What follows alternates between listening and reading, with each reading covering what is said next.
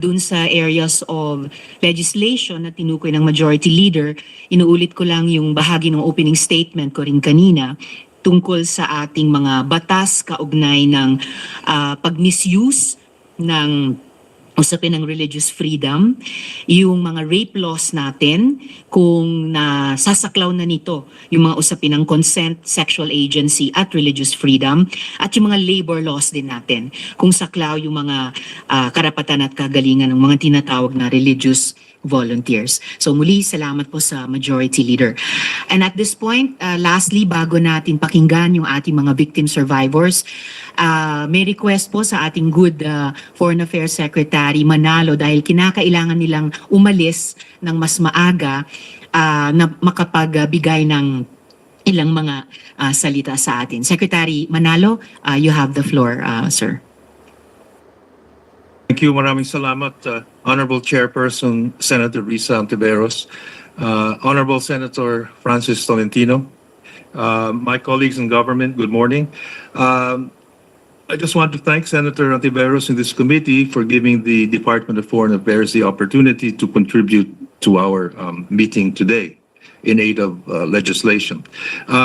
Nais ko lang briefing lang on 2 points, with your permission. The first point is on the possible extradition issue. And as you know, the Philippines has an extradition treaty with the United States of America.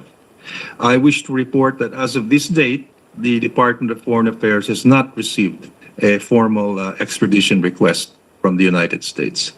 Doon po sa isang issue din, I want to focus on the request for assistance by any Filipino nationals in the United States who may have been victims of human trafficking in relation to this case.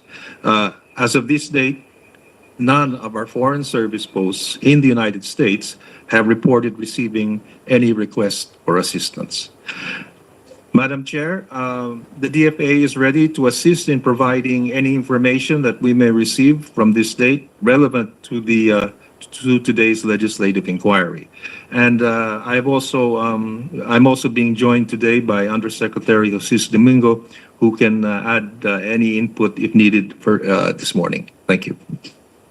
Thank you very much, Secretary Manalo. Yes, would you, Sec Domingo, like to briefly add anything to these two updates on the formal request for extradition and the request for assistance? Thank you, Madam Chair, Senator Tolentino. Yes, as Secretary Manalo has mentioned, that we have not yet received a formal request, but we are standing by.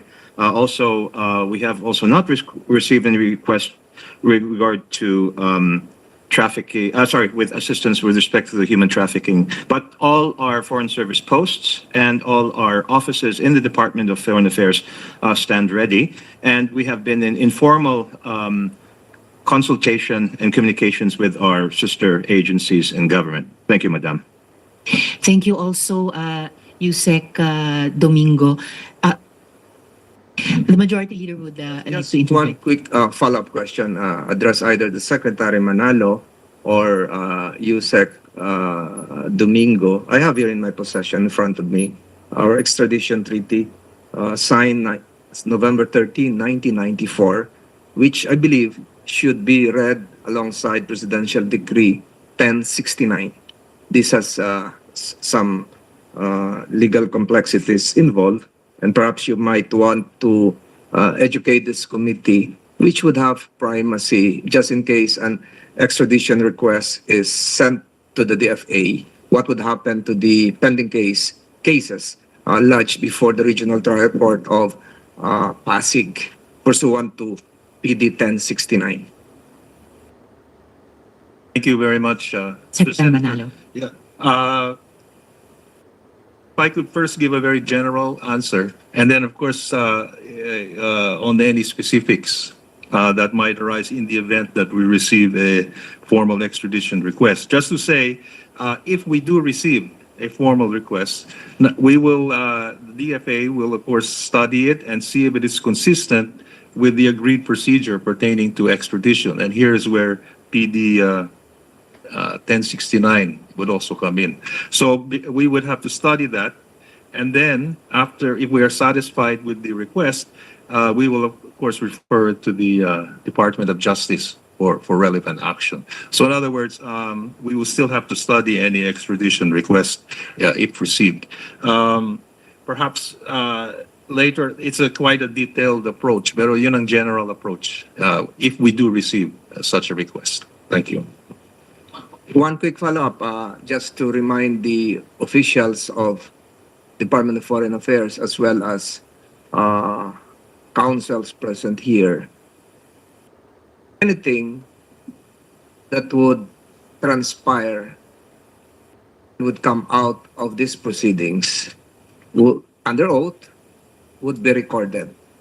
And pursuant to existing extradition rules, any request to have any transcripts coming out of these proceedings would have to be coursed through the DFA. Yun po ang magpapadala nito mula sa committee ito papunta kung saan man. So you should be aware of that, and the lawyers here present should be aware of that, because this would trigger some concerns involving civil rights or individual rights. So just be aware of that. And I suggest, Madam Chair, that the DFA should stay here till the conclusion of the investigation proceedings, to be physically present. But that's what I'm saying. Thank you, Madam Chair. Thank you, Majority Leader. Assured naman po tayo na bagamat met-maya kailangang mauna ng umalis si Secretary Manalo, that Yusek Domingo will stay on with us. So the department will be well represented. Salamat po, Secretary Manalo, Undersecretary Domingo at Majority Leader. So ngayon po, una po nating witness ngayong umaga ay si Teresita Valdehuesa, ang di umanong miyembro ng unang batch ng pastoral ni Apollo Quiboloy. Bago po siya magsimula, I would like everyone to listen to this video, to watch this video. Si Ms. Teresita, si Ms. Ging, ang pinapatungkulan dito, but it will also give a sense of the threats that victim survivors face from within the kingdom. Open source po itong video na ito. In fact, galing sa public channel ni Pastor dati. So, ipe-play na po natin ngayon para mapanood nating lahat.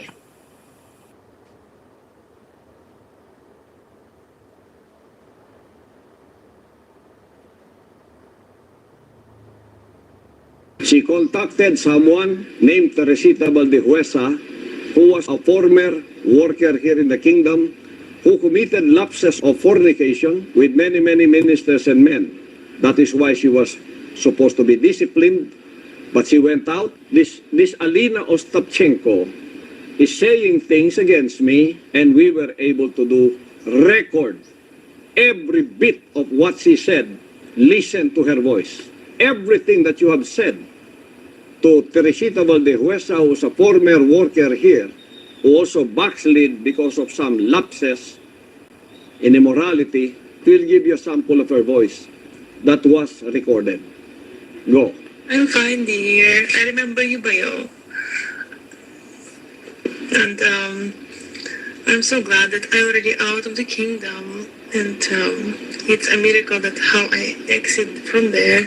Because the time kasi I was so fanatic before. But when, time passed, I realized many things I can also share with you if you like. He asked me if I'm ready to dedicate my life. I said yes, because I don't know, for me, I was thinking dedicate to God, so I never think about other stuff. And suddenly, he was on me already, and he was trying to pull my pants already off. And then things started to happen, and I understand that, oh my goodness, it's like I have to switch off my mind. I will not question, I will not ask if it's Father's will in my mind. That time, I will just not try not to feel anything like that. And because I was shocked by what's happening in the room. you have to prove that in court. Because this is an international ministry and I have an international reputation, you will be sued by the kingdom in all places that you've called. We will not let this pass. Teresita Valdivieso will be part of this. So better get your lawyers and defend yourself. We have lawyers all over the world. Wherever there is a kingdom, we have a general counsel in the name of Attorney Michael Green. In America, we have 18 lawyers who are observing all the happenings in the kingdom. We have financial consultants. We have lawyers who will defend the kingdom wherever it is being attacked. For the record po, yung pastoral na binanggit dito, si Ms. Alina, she gave her consent also to the playing of this video in this hearing. So, Ms. Teresita, meron po kayong testimonyang hinanda. Pwede nyo na pong basahin. You have the floor. Good morning po, Madam Chair, Honorable Senator Riza Hontiveros, and to Honorable Senator Francisco Tolentino, and to all the members of this august body. I come here today to share the truth that has been silenced for 3 decades because of great fear, and this is also on behalf of the many victims who have suffered in silence just like I have. I believe my testimony reflects their pain, struggles, and resilience. While I understand that this is aimed to aid in legislation, I am also grateful to be given this opportunity to inform those who still believe that Apollo Quiboloy has been innocent of the crimes he is accused of because he has never been. At the age of 17, I became a member of the church led by this man, Apollo Quiboloy, in 1980. I was a freshman student.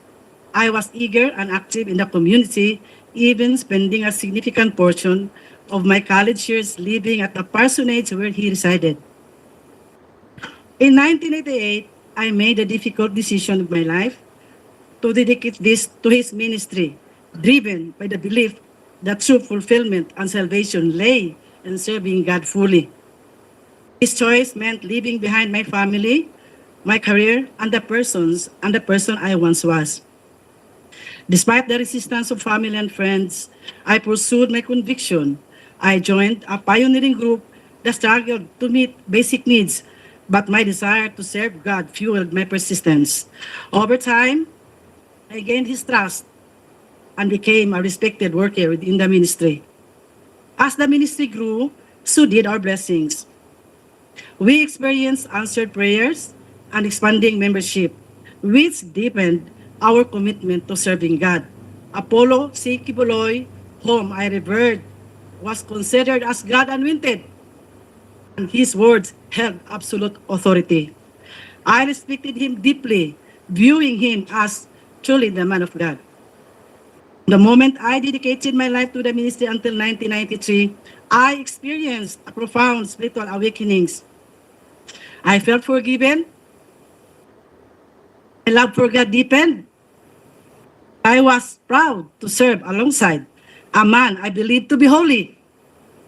One day while in Manila, I received a long-distance call from him. He informed me he had received a divine revelation intended for me and instructed me to travel to Cebu, where he would share this important message.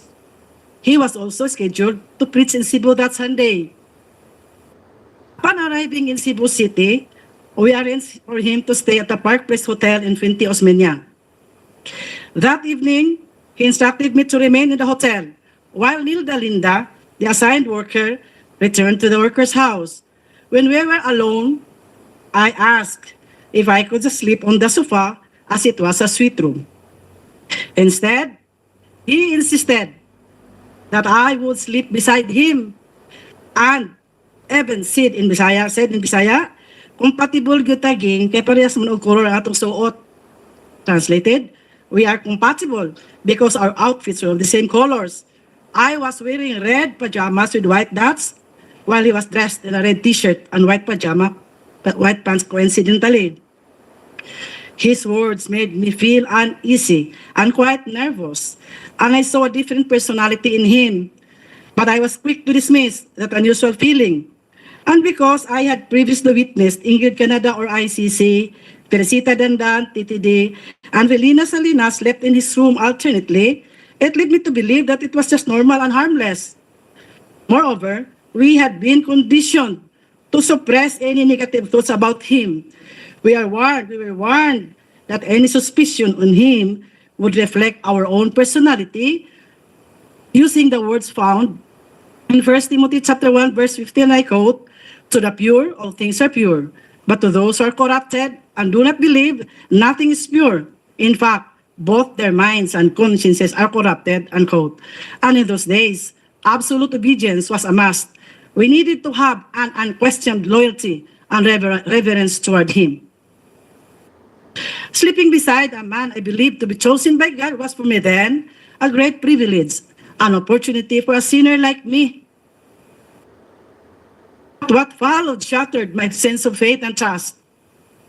Without a word, after turning off the light, he embraced me, undressed me, and violated me with his lustful act, and left me in shock and speechless.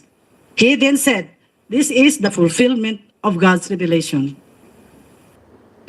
He explained that God had revealed to him that I was to partake in God's life through him by surrendering my body, soul, and spirit. He also mentioned that other girls would go through him in a similar manner. His words were strange, but I was too shocked to respond. The following day after that Sunday worship service, Apollo C. Quiboloy left for Manila, while I was left to carry on with my duties, including organizing carolers for our annual fundraising. Confusion consumed me. I felt betrayed by my faith, by him,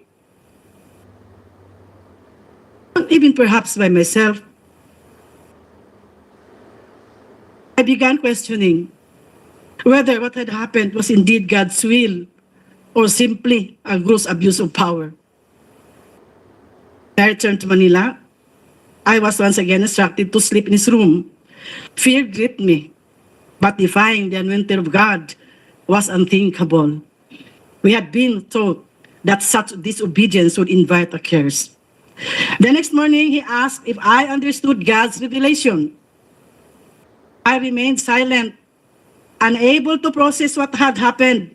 He then referenced me to Philippians chapter 2, verses 6 to 12, explaining that just as Jesus humbled himself and obeyed God, even to the point of death, so he too must obey God's will by partaking in carnal things.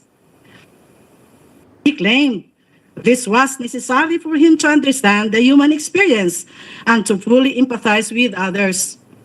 He even told me that he had also been reluctant to accept God's revelation, but as God had chosen one, no choice but to act on it. I was more confused with his explanation, but I could not complain. I wanted to go out from the ministry, but I lacked courage. I did not know where to ask help. I had cut all the bridges behind my life, and I could hardly go back because it would mean starting all over again. My family was poor, and I had no connections. My option was to stay because I was still bothered with what if it was indeed God's will? December of the same year was an escape for me. Caroling as one of our sources of funds, and which had been participated in by every member of the ministry all over the country, became my excuse of staying away from the worker's house in Manila where he stayed. January 1994, I was in his room with Ingrid Canada, the international coordinator of the church, Tessie Dandan, the national administrator for the church in the Philippines, and Felina Salinas, his personal assistant. During that... Miss Teresita, before you continue po, yung nabanggit nyo ng 2 beses, Ingrid Canada, nandito po ba siya sa harapan ninyo? Yes, katabi po siya ni Mr. Quiboloy. Sila po, yung nagtaas ng kamay. All right, salamat po. Please proceed, Miss Teresita. During that meeting, he informed the girls that I would be included in the inner circle. Right there and then, I realized that these women had likely endured similar experiences. Without any words, we shared a mutual understanding. None of us dared speak about what had happened to us. In February 1994, I was sent to Hong Kong, still carrying all the confusions and emotional turmoil. Despite this, I continued to pretend everything was fine. And one of our musicians, JC Pangilinan, was scheduled to return to the Philippines. I seized the opportunity to send a personal letter to ACQ. In that letter, I poured out my feelings, openly expressing my emotional distress. I was honest about how deeply shocked I was to learn of his life beyond the pulpit. The man I had revered as a holy figure was in reality an ordinary mortal, one who had exploited my genuine commitment and dedication to God. My faith wavered, and everything I had once believed was shattered. I prepared myself for a harsh response, expecting a violent reaction from him. To my surprise, there was none. Instead, I was sent back here. Upon my return, I was even more surprised to learn that I had been promoted. I was appointed National Crusade Coordinator, National Logistics Coordinator, and Luzon Area Administrator all at once. This was a sudden and significant promotion from every previous role. By God's grace, I excelled in all my assigned tasks. Despite this, fear gripped me every time Apollo Quiboloy would come to Manila. My only relief was when one of the girls would accompany him, giving me an excuse not to sleep with him. I kept myself busy, visiting satellite churches to distract my confusion and agony. One day, ICC confronted me saying, ACQ sensed my distance. I made my work an excuse. February 15, 1998, ACQ used me again.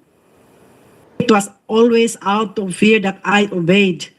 A fear mixed with anxiety that he might knew how I pretended to be extremely grateful.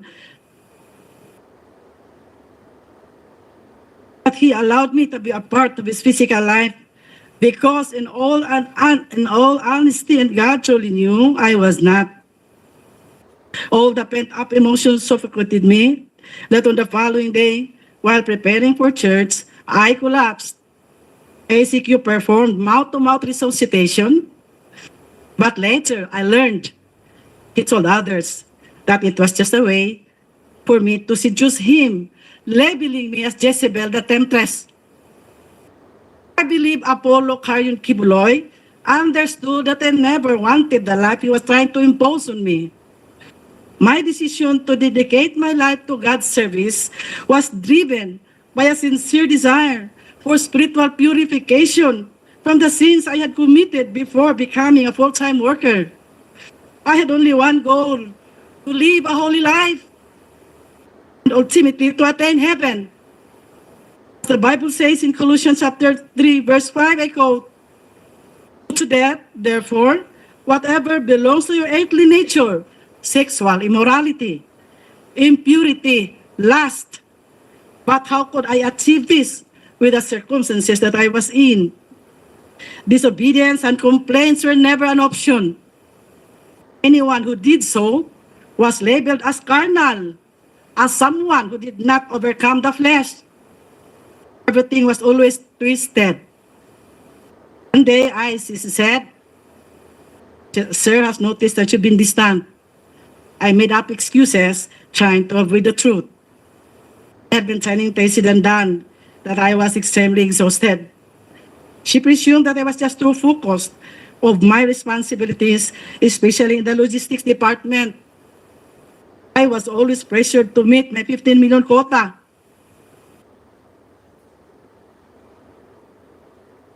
Every December on caroling season, if ever the sense that there was really something wrong with my belief, I was instructed to prepare my documents for my USA visa, and I believe the decision came later when I already left from his group, that it was also to distance me from the workers and members here that I might be able to tell his dark secret.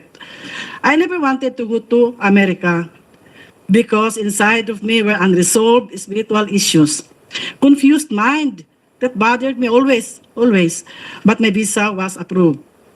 I didn't know that I was to lead and plan for the fundraising to be done in America, and we would employ the same strategy of our money making here in the country. In America, I witnessed the double standard life. What we prohibited in the Philippines, we did in there. We lived in luxury. We toured around. We dined in fine and expensive restaurants. We watched movies. Sky's the limit when they went shopping. I decided to stay in the apartment where the minister and his family lived. Despite the insistence of ICC to stay with them, I refused. I made a lot of excuses. Sapagkat, hindi ko po atin na kaming nasa Amerika ay masyadong nagpakasasa sa paggasta sa pera na masyadong pinaghirapan ng mga kapatiran at ng mga full-time workers. Bilang namuno po sa crusades, evangelism at logistics departments, saksi po ako kung paano nagsakripisyo ang bawat isa para lang makapagbigay sa iba't ibang pangangailangan sa simbahan. Nakita ko na kahit pambili ng bigas ng membro, kailangan sakripisyo pa para lang maibigay sa simbahan kahit gugutumin pa ang mga pamilya. Nasaksipan ko po na kahit last centavo para pamasahe, kailangang ibigay pa rin. Bahala nang maglakad papuntang simbahan ang mga mahihirap na membro. Hindi kinaya ng aking konsensya ang double standard life. Maraming workers ang napalo dahil sa panunood na ng sine, pero kami sa Amerika, halos linggo-linggo nanood ng sine, bawal sa amin ito dati. Naghirap ang maraming workers at members sa pagkaruling at pagsulisit sa bawat tao sa lahat ng dako dito sa ating bansa. May namatay, may na-aksidente, may nakulong, may mga na-rape pa na hindi na na-report. Dahil baka hindi paniwalaan at baka makapag-fasting pa dahil may kasalanan na itinago, kaya napahintulutang nangyari. Lahat may kota, di ba? Napakasakit po sa damdamin ko dahil ako po ang namuno sa mga fundraisings. After December season, ang mga members kailangan magtinda ng mga kakanin para maibigay sa mga pledges for Alay kay Kristo, building funds, love offerings, television pledges, tithes and others. And when they could not provide for their own foods, they would just resort to fasting. Meron din pa akong quota, 10 to 15 million pesos to raise in the month of December alone. I organized the carolers nationwide to meet my quota. I recruited and trafficked our young people from Mindanao and Visayas to carol in the provinces of Luzon and in the national capital region cities. Marami pong estudyante na Nobyembre pa lang kailangan nang mag-absent sa paralan at ang iba hindi na nakabalik sa pag-aaral dahil inuna ang simbahan, inuna ang pagkaroling, inuna ang paghanap ng pera. But nobody questioned where our income was spent.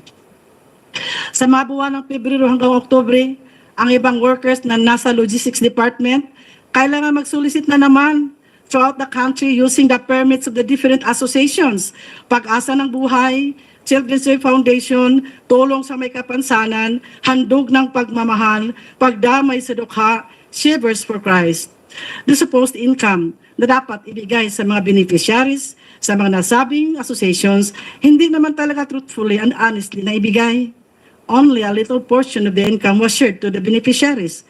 Ang ibang workers naman, walang hinto sa pagtinda rin ng mga kakanin na may quota of 500 to 1,000 pesos a day, Monday to Saturday. Ito ang buhay ng mga workers na nasa logistics department. In America, they began to notice my indifference. ICC called my attention, stating there were reports from my assistant in the logistics department in Manila that I had secretly sent money to my family. Then, she informed me that ministers wrote letters to ACQ and reported that I tempted and fornicated with them during my visits to their satellite churches. I was so shocked to learn of the sudden accusations. I also wrote a letter and enumerated the real circumstances of my life with all the ministers I came in contact with in relation to our aggressive fundraising, being the National Logistics Coordinator. However, that was not enough. I was then forced to write a long letter of confession, making it appear that I was a sinner who committed all kinds of sins, including those I had committed before joining the ministry. I complied, believing that through this written confession, I would be totally forgiven from my old sins and burdens and be completely sanctified. In detail, I wrote everything I thought was considered sin I had committed from childhood until the present. I also implicated ACQ in my sins. It had the same tenor of the letter I wrote in Hong Kong in 1994. This time, he was furious. Then ICC instructed me to revise my letter. I was told not to implicate ACQ and to state that I was the sole sinner and I was filthy. Upon realizing how angry ACQ was, I revised my letter out of fear and stated that I had sinned because I truly was filthy. In detail, I imagined sins. Ms. Teresita, yung paulit-ulit yung binabanggit na ICC, sino po yun? Ingrid Chavez Canada. Sila pa rin po. All right. Please proceed. In detail, I imagined sins and I made it appear that I had committed them all. That was how stupid I was to obey and exaggerate my story. Just to appease the anger of our leader, Apollo C. Quiboloy, not knowing it would become my death sentence later. My exaggerated story was then distributed to all his leaders and ministers, and they believed I was filthy, I was pervert, and I was wicked, painting me as the sole guilty party, while ACQ remained innocent. Little did I know this confession would lead to my condemnation within the ministry. And Ms. Teresita, pag sinasabi nyo ACQ, sino po yun? Apollo Carrion Quiboloy po. Alright.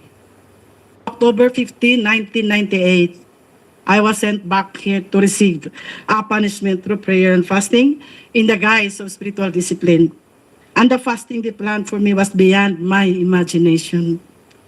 It took me 7 months to suffer hunger and isolation in the mountain of Tamayong in Kalinan, Davao City.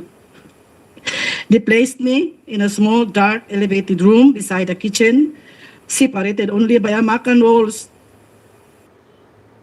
My bed was rough, made of uneven slabs, with exposed nails pressing into my back.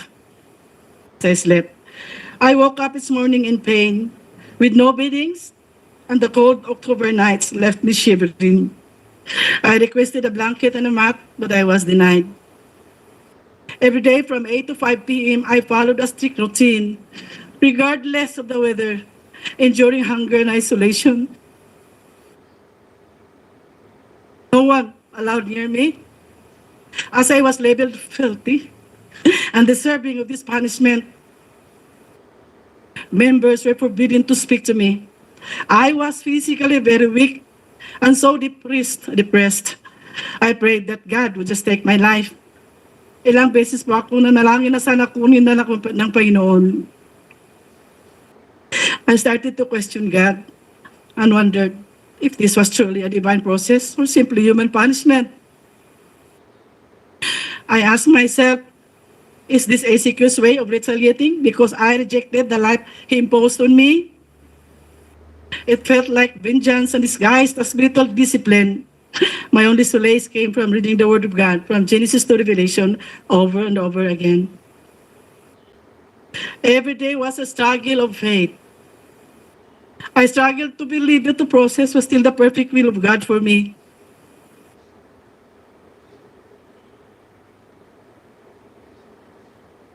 I struggled to believe that I really was a sinner and that I was recuperating from my spiritual disease for the lack of faith.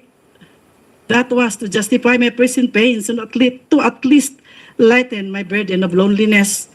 On January 8, 1999, I gave ACQ a resignation letter, and I requested for a fare so that I can travel back to my home in my province. He did not approve my resignation letter. I pleaded to Ingrid, and like a child, I cried for help. But she remained untouched, telling me that it was a divine process. After that conversation, misery doubled. I had no money, and I was still physically weak. So there was no way for me to go out from the compound of the prayer mountain. Waiting for the restoration is the only alternative at the moment. If not for the comforting words of God, surely I would be totally gone out of my mind. They continually accused me of sins they alone knew, unimagined, that would always lead me into fasting. It eventually hardened my heart because I started to realize that the purpose of doing it was to totally break me down and to even slowly kill me.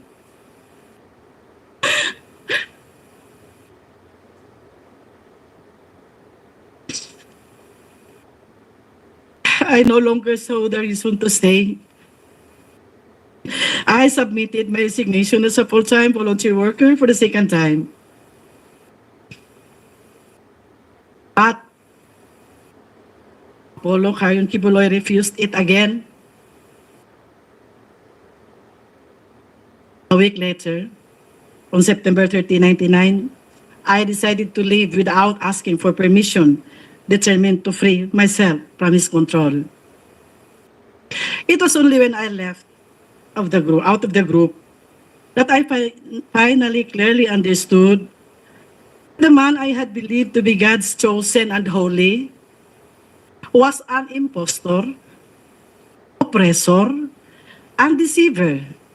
He manipulated me using his authority and power as God's anointed. Thank God he took me out from his bondage, from that ambiguous feeling of fear, mingled with so much love and loyalty to my Redeemer, Jesus Christ.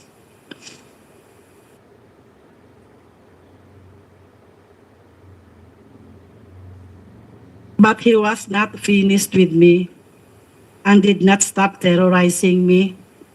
Alex Camia, his personal bodyguard, a full-time worker, once known to be a champion in gun shooting before he joined the group of ACQ, together with his team, kept coming to my place to harass me, serving a fake warrant of arrest to a minister who stayed in my house. This minister settled in my place after he was gunned down in Davao City but survived. The team of Alice Camia was apprehended, and when investigated, they had several firearms in the car, several plate numbers, and there was also a red plate. The registered owner of the car was Apollo C. Quiboloy.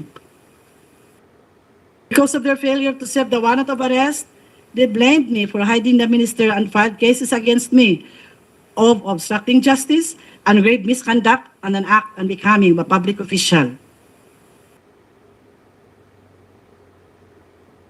After that incident, I heard that Alice Camia was the suspect of the murder of an ex-worker who was shot down inside his home, and this ex-worker did not survive.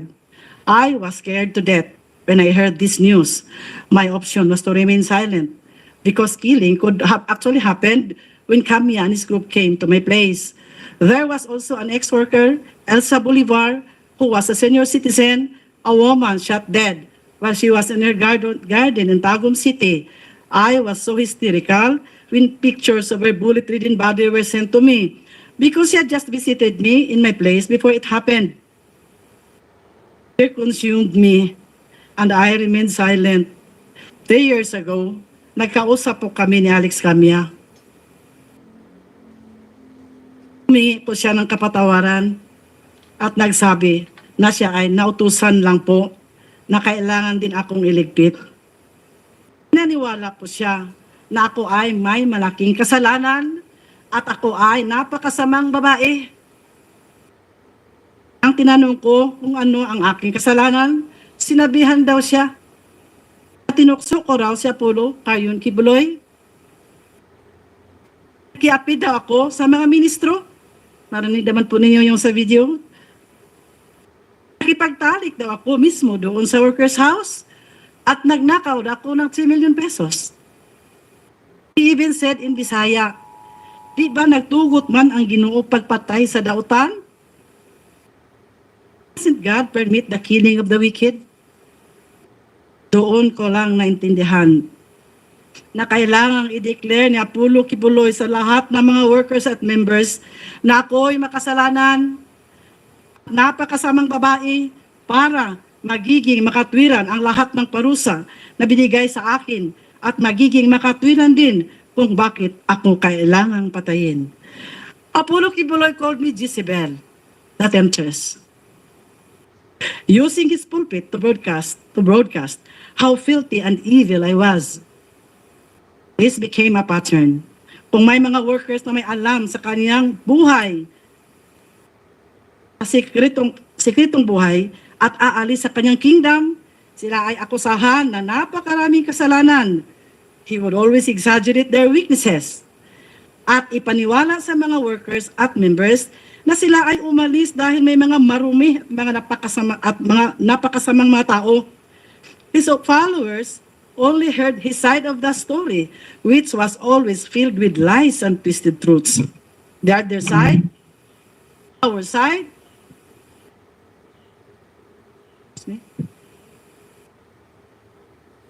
was never heard and was never allowed to be heard.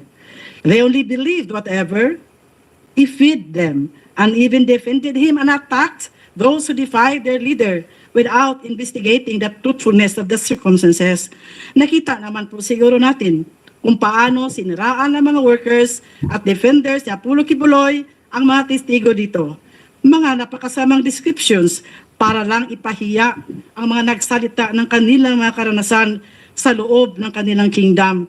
Mga salitang hindi nababagay sa mga tinatawag na mga citizen ng kingdom of Jesus Christ.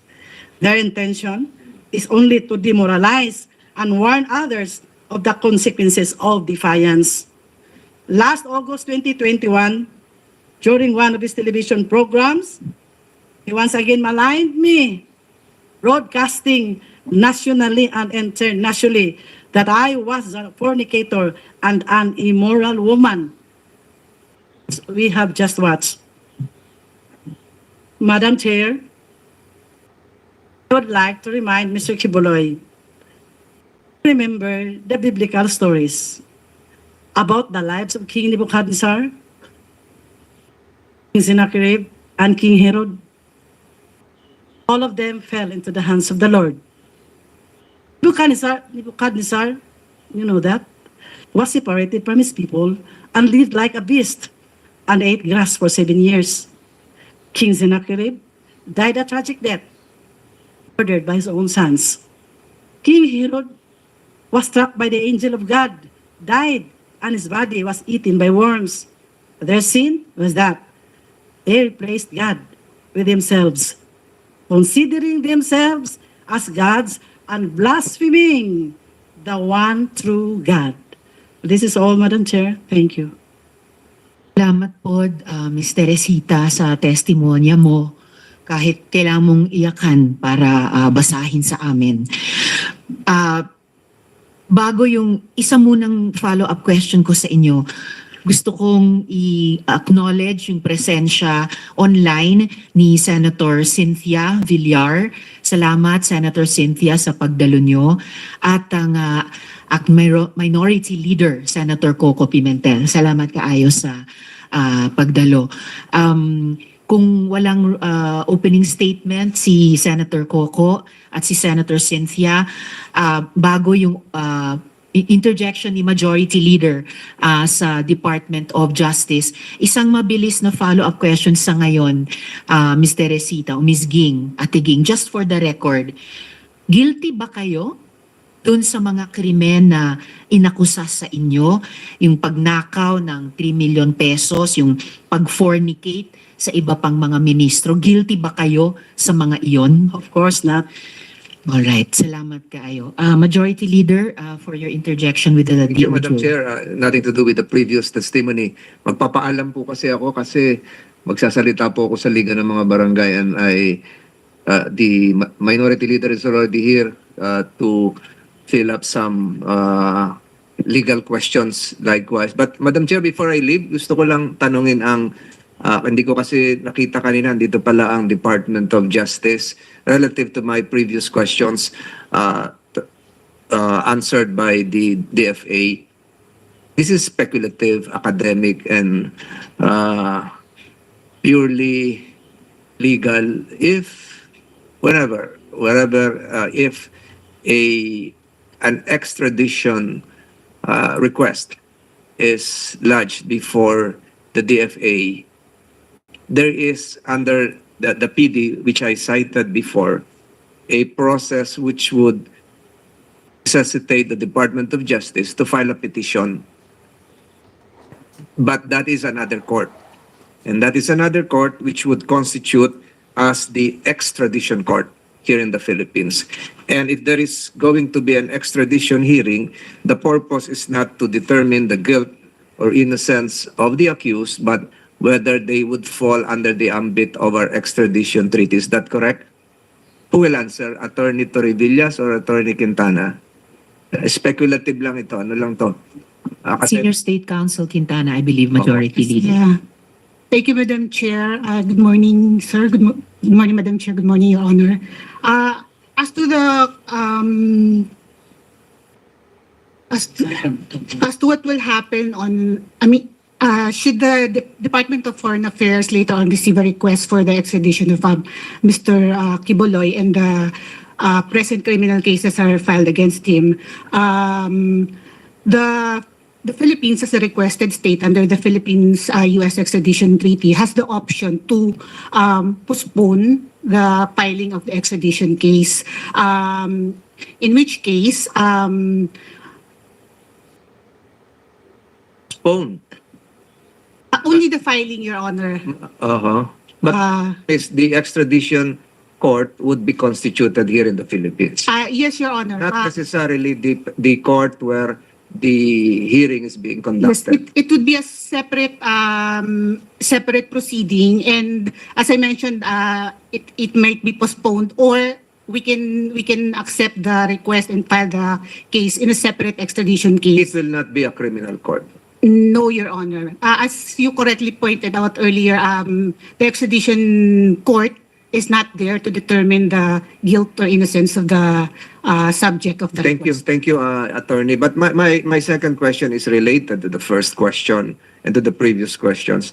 The extradition shall not be granted under Article 4 when the person sought has been tried, convicted, or acquitted. Tama po ba yun? So pag may pending case na rito at mabilis yung proseso, conviction or acquittal, hindi na siya pwedeng i-extradite. Is that correct? Your Honor, under Article 4, that may be a ground for refusal of the request for extradition, but that in that case, so Your Honor, ang ano po dun parang in effect parang double jeopardy. But in this instance po, there is no double jeopardy kasi po yung Saying double jeopardy, one of the grounds for refusal would be when there has been a trial, conviction, or acquittal that's explicitly stated under Article 4 prior prosecution. Double jeopardy will not apply because of the concept of dual sovereignty. Am I correct?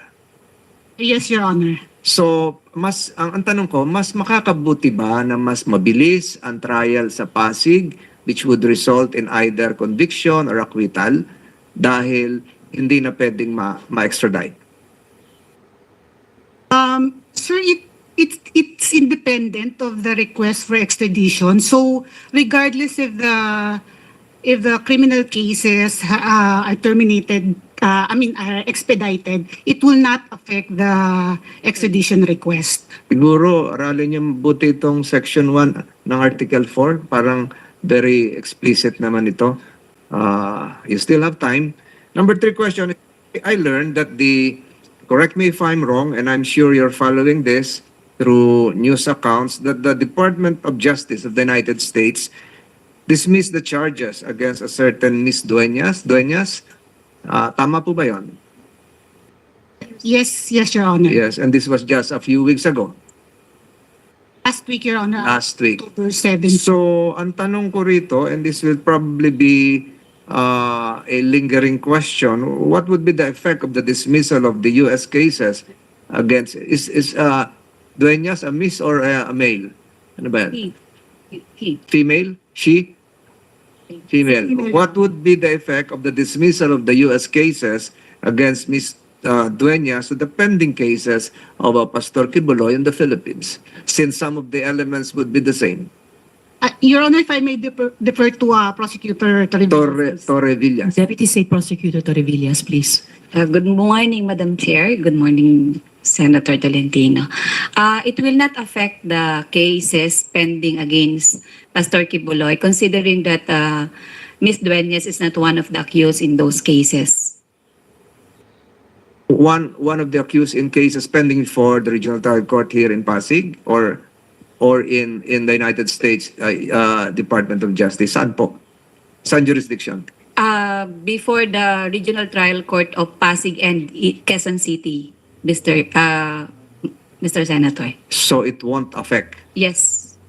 But there is an interrelationship between the elements involved in the U.S. cases and the Philippine cases. Tama po ba yan? And probably I'm not jumping the gun on what the defense counsels were doing. So walang effect. As I've said, this is just speculative. It will not affect the cases pending before the Regional Trial Court of Quezon City and the Regional Trial Court of Pasig because Ms. Dueñas is not one of the accused, neither she one of the witnesses for the prosecution. But some of the defendants in the case pending before the U.S. Department of Justice are likewise defendants, are accused here in the Philippines. And I understand there would be a second hearing come May 20 before the U.S. Department of Justice. Tama po ba yan? I am not aware of that. Okay. Paano naman kung yun ang magkaroon ng ibang desisyon while pending dito sa Pasig and Quezon City ibang kaso? Any speculative answer? O kung wala, mahirap na It siguro. has no connection at all Connection because, at all. opo. Different jurisdictions, different elements. Again, Madam Chair, maraming salamat po sa pagbibigay sa akin ng pagkakataong makapagsalita. I reiterate again my earlier statements that respect and dignity should permeate the entire proceedings today. And I hope that the dignity of the Senate through this committee will be enshrined, Madam Chair. Maraming salamat po sa pagkakataong ito at maraming salamat sa mga resource persons natin na dumalo. Magandang umaga po sa inyo lahat. Dagang salamat. Maraming salamat din po, Majority Leader, and of course, the Chair and the whole committee ay nakikiisa dun sa patuloy na pagtaguyod ng respeto at dignidad ng Senado at ng Senado para sa lahat ng lumalahok dito sa ating mga pagdinig. So, balikan po natin si Ms. Teresita, si Ate Ging, mga patuloy po na follow-up questions ko sa inyong testimonya kanina. So, batay po pa rin po dun sa testimonyang binasa nyo kanina. Anong taon nga po kayo sinimulang abusuhin ayon sa inyong testimony at alaala? It was in October of 1993. October of 1993. So, 31 years ago po. Yes po. Alright. Tapos ulitin ko lang po yung nabalitaan kong fasting o dry fast. So, hindi kayo pinakain, hindi kayo pinainom ng tubig. Ilang araw nga po ba ginawa ito sa inyo? At wala po bang kasamahan ninyo doon na sinubukang tulungan kayo? Of course, nobody would ever dare help me because upon instruction na hindi nga ako and they were not even allowed to talk to me, nor even to come near to me. So actually there were two sets of fasting given to me. One set was, there was 10 days fasting. There was no food, no water. It was Ninit Ukyas who gave me the list of instruction, and number one in the list is to do dry fast for straight 10 days. Sino po nagbigay ng instruction? Ninit Ukyas. Nenet Okyas. Yeah. Okay po. And then, I only was able to eat a little amount of rice and viand on the 39th day, because when you had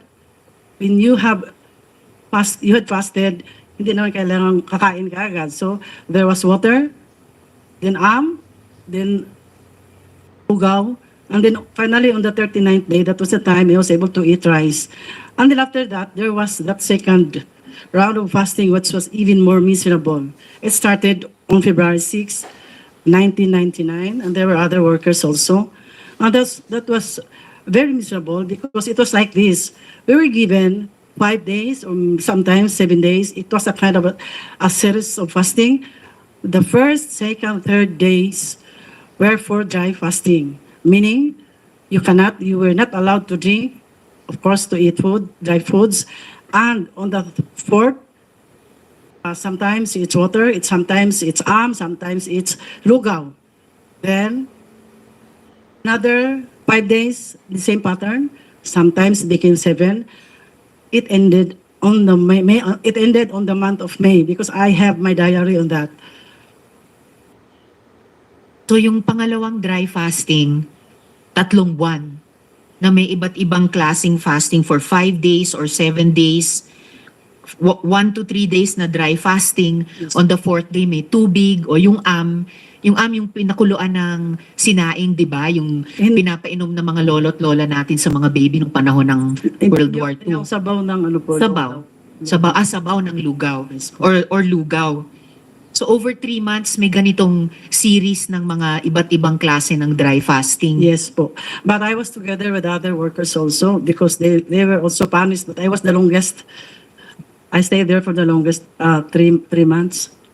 And yung una pong dry fast, yung unang set ng pagpapadry fast sa inyo na 10 araw, walang pagkain, walang tubig. 10 araw na walang tubig at 10 araw na walang pagkain? Yes po, that's true. Paano niyo po na-survive yun? I did not even think I would survive. Opo. Because of course, the place was cold. And then every time in the morning when I took a bath, so parang doon ko na lang nalalasap yung tubig. Kaya I keep taking a bath 3 times a day. Iniinom nyo na lang yung Halos, hindi ko kainom tubig kasi pampaligo. natatakot ka namang baka masira yung tiyan mo. Parang ganun lang, parang And after 39 days, ganun ulit, pinainom muna kayo ng tubig, ng and then pinakain ng lugaw, and finally, kanin. yes, on the 39th day. But there was a month, I think it was month of December, may kinain na rin ako doon. Kaya lang, again, maybe they were not satisfied with the result. Maybe they wanted me to really slowly kill me. So again, I had another series of fasting that was, as what I have said, it started on February 6th and ended on the month of May. During those 2 times po, yung dalawang set ng dry fasting, yung unang 10 araw at yung pangalawang umabot ng 3 buwan, nakakulong kayo noon or were you restrained in any way? No, I was just there in the mountain, in the prayer mountain, not really kulong, but the place is big naman. So I had to go to the prayer house. I had to pray, I think, 3 times a day.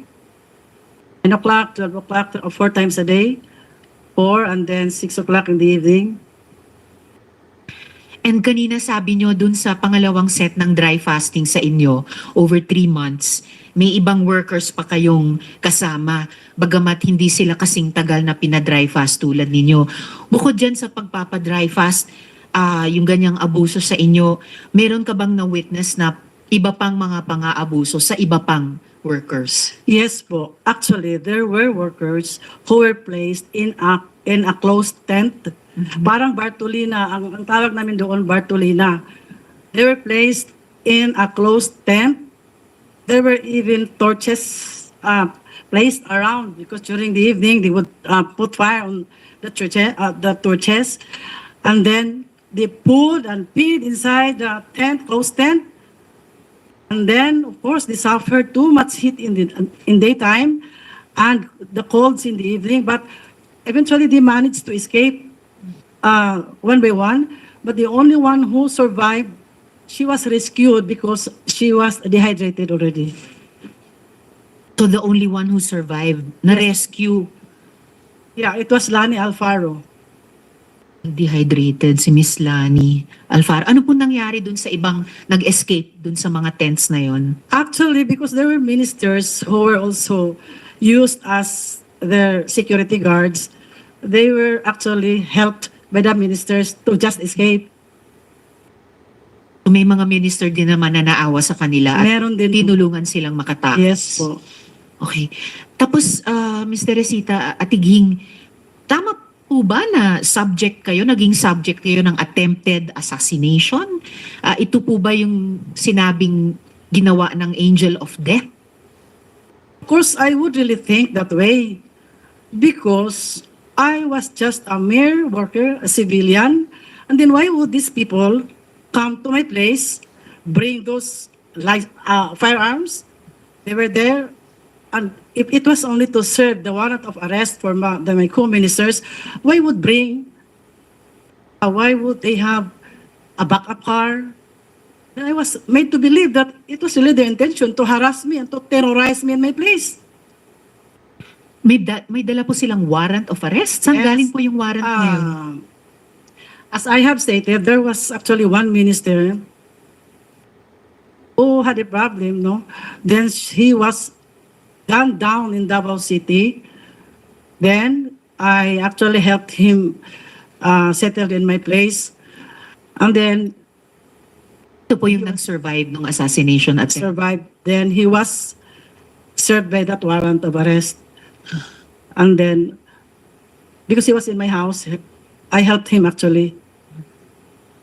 So nung pumunta yung mga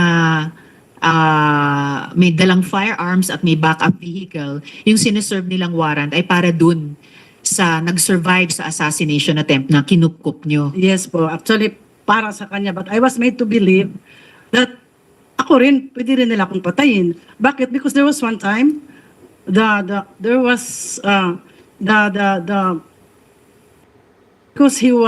that Alex Camilla was with a policeman. Bakit kailangan nila kung parang i-scale nila yung opisina ko?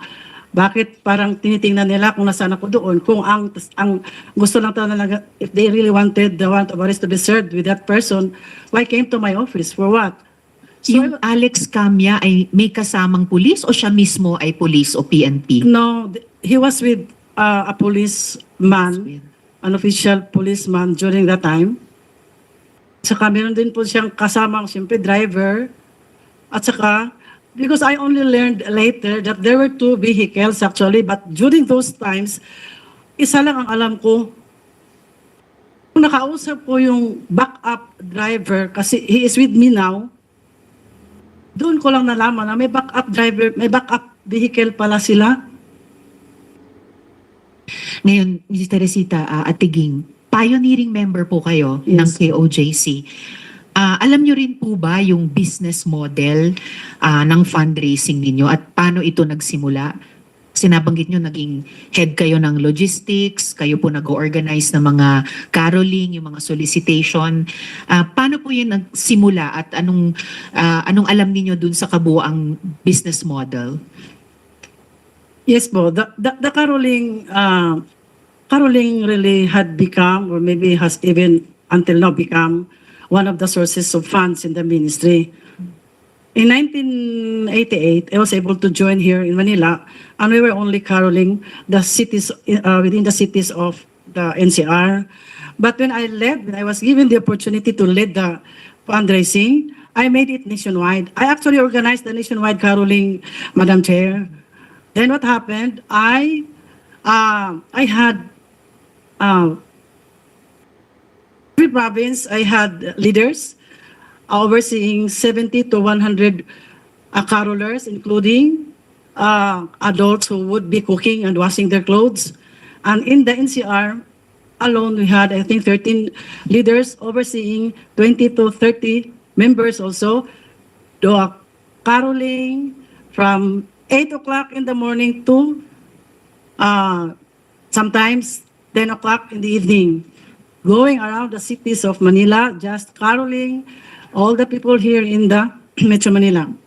Then, because I had a quota of, it started with 10 million until it became 15 million. Of course, they also had a quota. I also gave them the quota to meet my total quota of 15 million.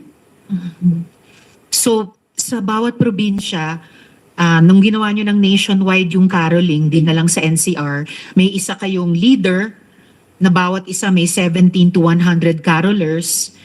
At dito naman sa NCR, kung saan kayo nagsimula, naging 13 leaders na may 20 to 30 members each. So, i-multiply lang po natin. So, sila po yung pinapatawan nyo noon ng quota para mabuo yung 10 to 15 million pesos. Ano po ito? Per day? Per week? No, that's 1 month of, Per caroling. month. Yep, yes. Per month. And so 14 hours a day sila pwedeng nagka-carol, nag-fundraise 8 a.m. to 10 p.m. Yes po. Ganun po katagal. Alright. Salamat, Ms. Teresita Atiging. Please stay on sa hearing natin dahil yung mga kasama kong senador, mga kauban ko, including our minority leader, may have questions for you. Yes, the minority leader would like to interject now. You have the floor, Senator Okay, Coco. Ma'am Ging, no? So, dito lang ako nababahala sa sinabi mo na dry fasting, Yes, 2 times ang experiences mo. And sa experience mo, it was a form of punishment. Very much a form of punishment. But it was actually a disguise like a spiritual discipline on me. Okay, but Because pero it was presented still as a disciplinary measure. Yes po. But have you seen dry fasting as a form of a ritual or not as a form of a punishment? Is it also practiced there?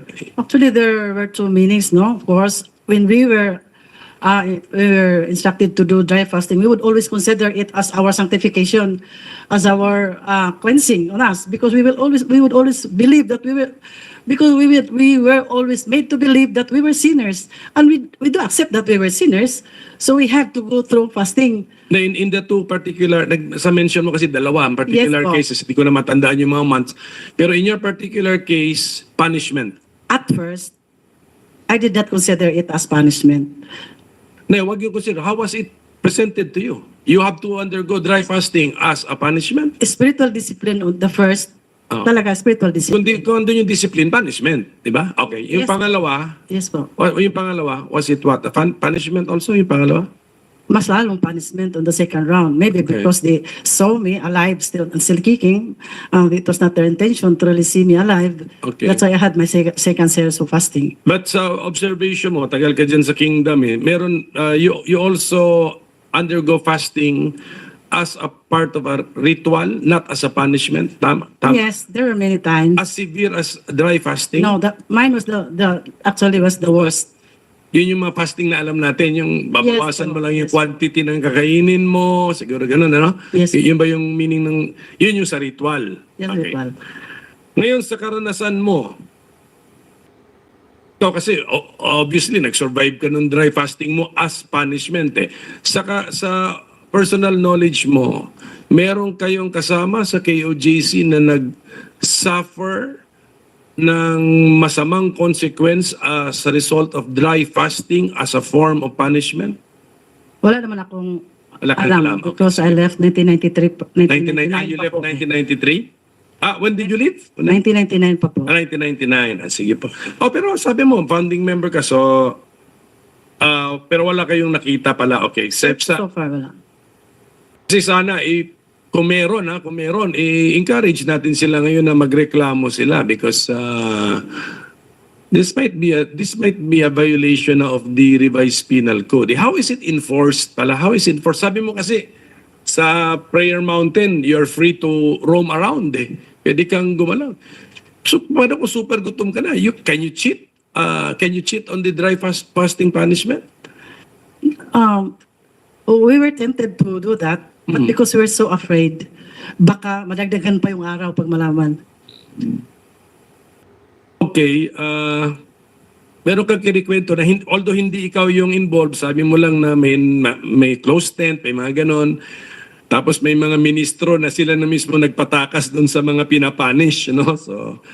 So naawa na rin siguro sila na baka napaka-severe nung mga punishment. But you did not experience that, kaya medyo ano na yan. Did you actually witness it? Yes, sir.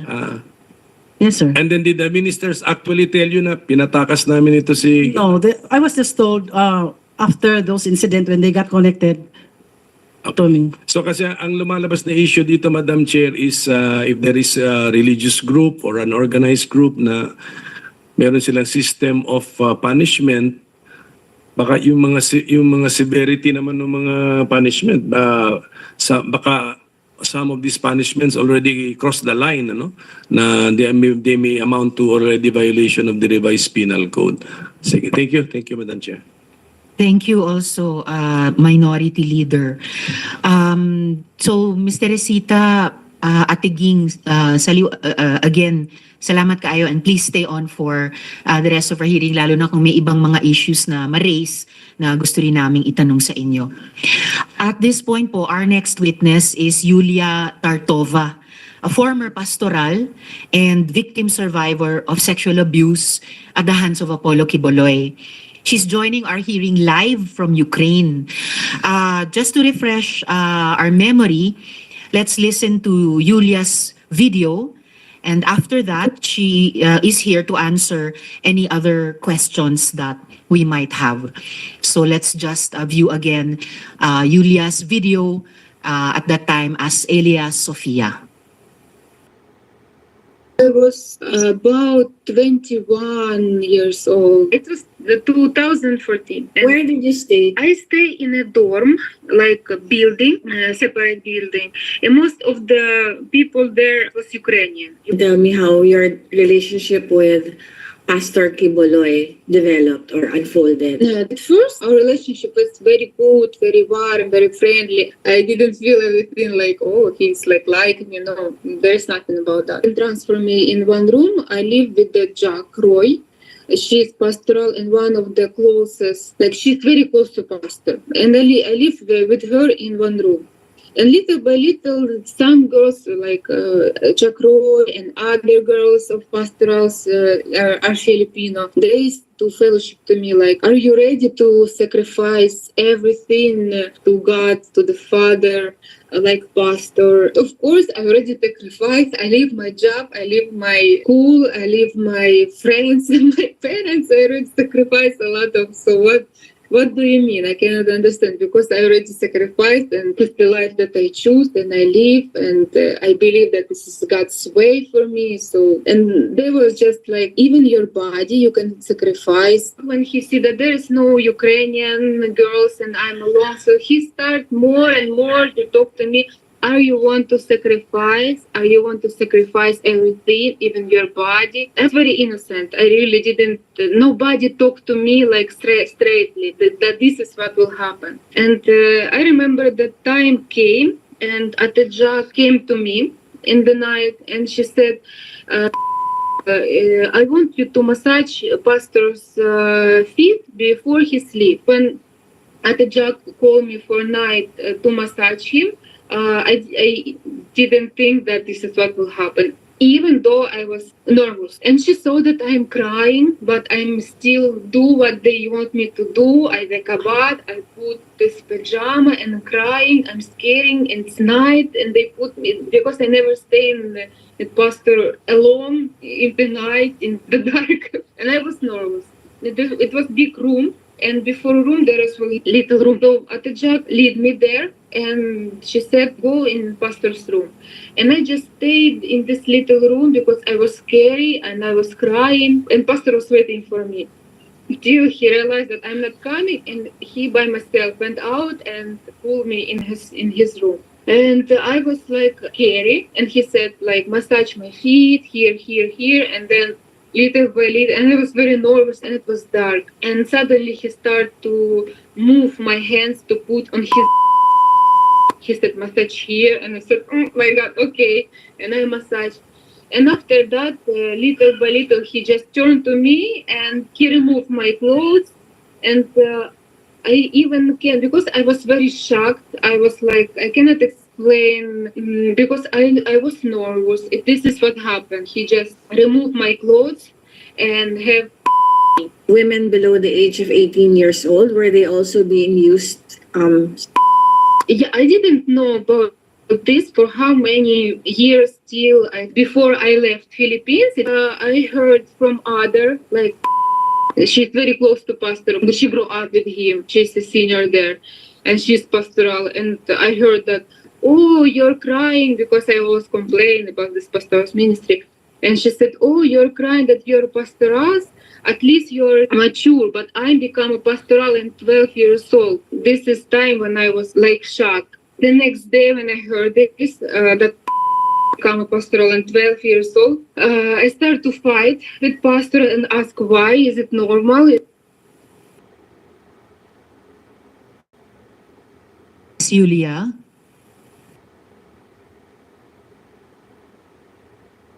Miss Julia, I think your audio is still muted. Could you please unmute?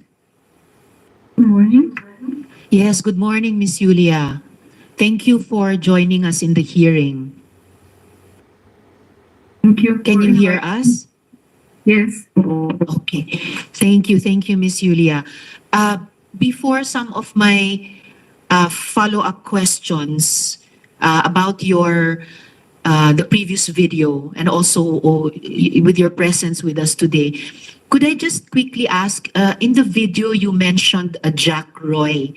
Can you confirm if she is here today in the hearing, if she is to the right or to the left of Pastor? I cannot hear. You cannot see? Video. Yeah, but she's present there. I saw her. She's present. Is she to the right or to the left of Pastor? I don't remember. I have to check.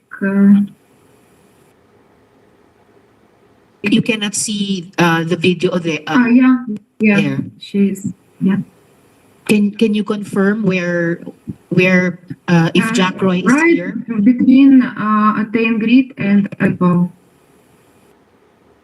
So is she the one on camera right now with glasses? Yes, she's the one. So that's the Jack Roy you mentioned in your previous video. Yes. All right. Thank you, Miss Julia. How many Ukrainian pastorals did Quiboloy have when you were there? It's about 10, I think. 10. All right, including yourself. So 10. You and about nine Yeah, others. About 10. Yeah, not, if I will count, yeah, it's about 10. About 10. All right. And what do you think would happen if you refuse to have sex with Apollo Quiboloy? What do you think would happen?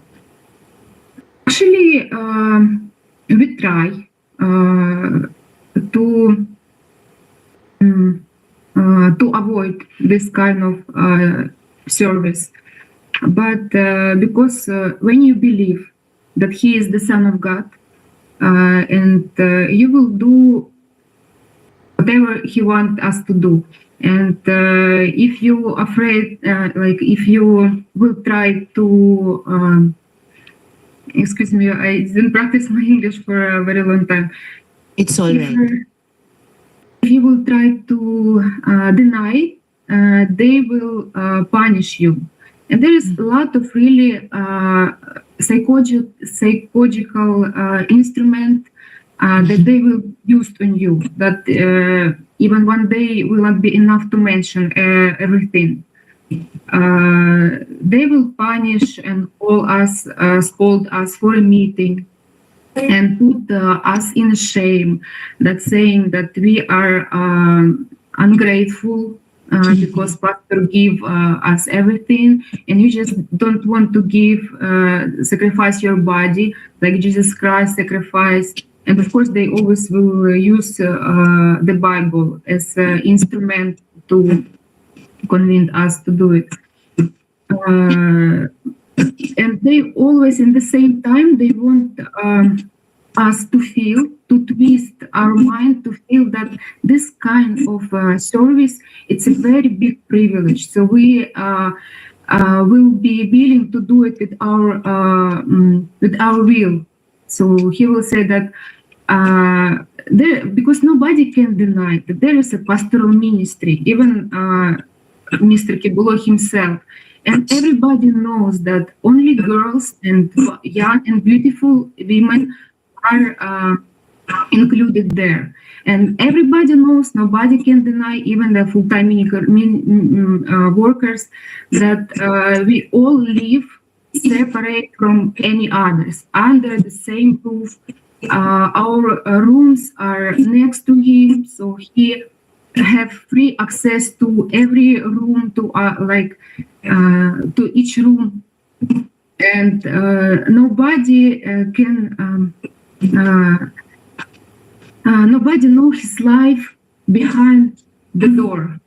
That's why there's no full-time workers that know what is happening there. So when you try to like, for example, there was several times that I tried to deny this ministry of sleeping with him, because we have a schedule, like, and he will be the one to put the schedule. Who will be the one tonight? And Jack Roy, in my time, it was her ministry to invite girls to pastor's room. And actually to invite the girls to this ministry, to pull them in his room.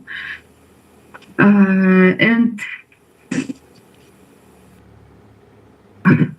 Miss Julia, you told us something very important. You said that nobody can deny that there was such a thing as a pastoral ministry.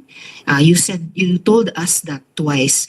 And you said that if you refused to give those kinds of service, that sexual service, as you tried to do several times, that you would be punished, including through psychological instruments.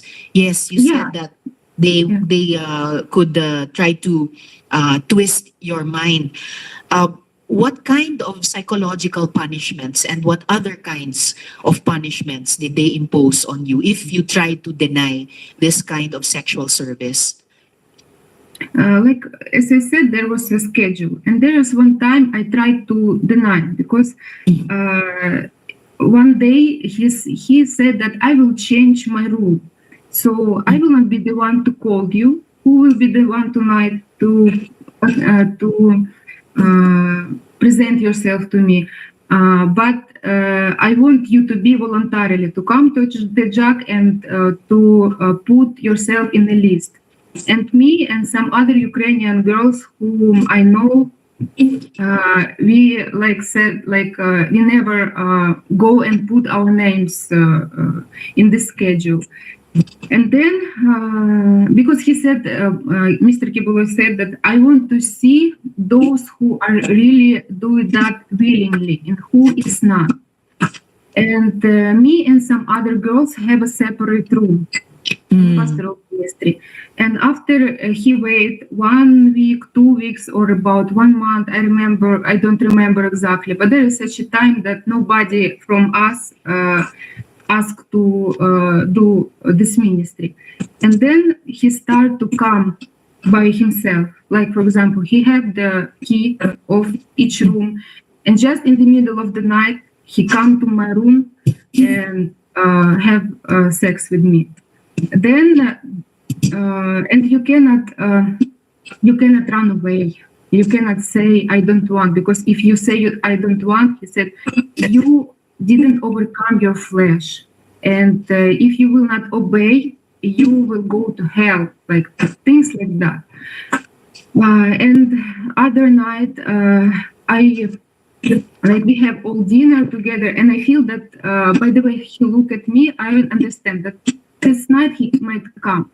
So I didn't sleep in my room. I go in other room, and in the middle of the night he was looking for me, and he find me in girls in the room. The girls live all together. So because in my mind I thought that he will not come if we are many, but he come and he said, "You have 5 minutes to come back in your room, and if you will not come, you will have a problem in the morning." So different kind of instrument they used. I know there is, like, for example, other girls who said that, and also me, I use this as an instrument. Like, for example, it's the time to serve, and I will say I cannot do it because I have menstruation, and because we are mature, they didn't do these cruel things that they have done to the girls that they're younger. So Atjak came to the girls and said, "I want to check your panty, if there is napkin or not." And the girls just remove their pants, and we don't want to do it. But Yes. he likes the most girls he like. It's those who try to deny, because he said, "I want you to overcome your flesh. I want you to be on the next spiritual level when flesh are nothing to you." Like, for example. And after all, you said that Pastor had free access to the rooms. He even had keys to the rooms. So about the schedule that you mentioned, Miss Yulia, do you mean Monday, Tuesday, Wednesday, Thursday, Friday, Saturday, Sunday? It was a young girl or a young and beautiful woman. No rest day. Every day there was somebody scheduled. Yeah, there's for every night he never stay alone. And all the girls that were living in pastoral area, they they have this kind of ministry. Someone have just several times to experience that, and some have to do it like all the time, like almost every week. And you also mentioned another important thing earlier, Miss Yulia, that nobody, even some of the full-time workers, nobody knows pastor's life behind those doors, behind the doors of the pastorals. You also mentioned Jacqueline Roy as your groomer. How did she groom you? At first, it's a long story, because in order to do it, it's not a very quick way. So I will try to make it short. Yes. When I was in transferred to a pastoral area and I started to live with Atejak, I was very new. I even didn't know English, any word of English. And he was very inherent to pull me in pastoral ministry. And there was one time at the it was night, and she called me and she said, like, he wants to talk to you. And I came to his room, and he had Russian Bible. He opened Russian Bible, and because he cannot talk to me in English. And he said, "I want you to read this verse in Russian." So I opened this Bible, and there was a verse, I don't know how to say it in English, translate in English. It's about, there's a scripture about to sacrifice your body.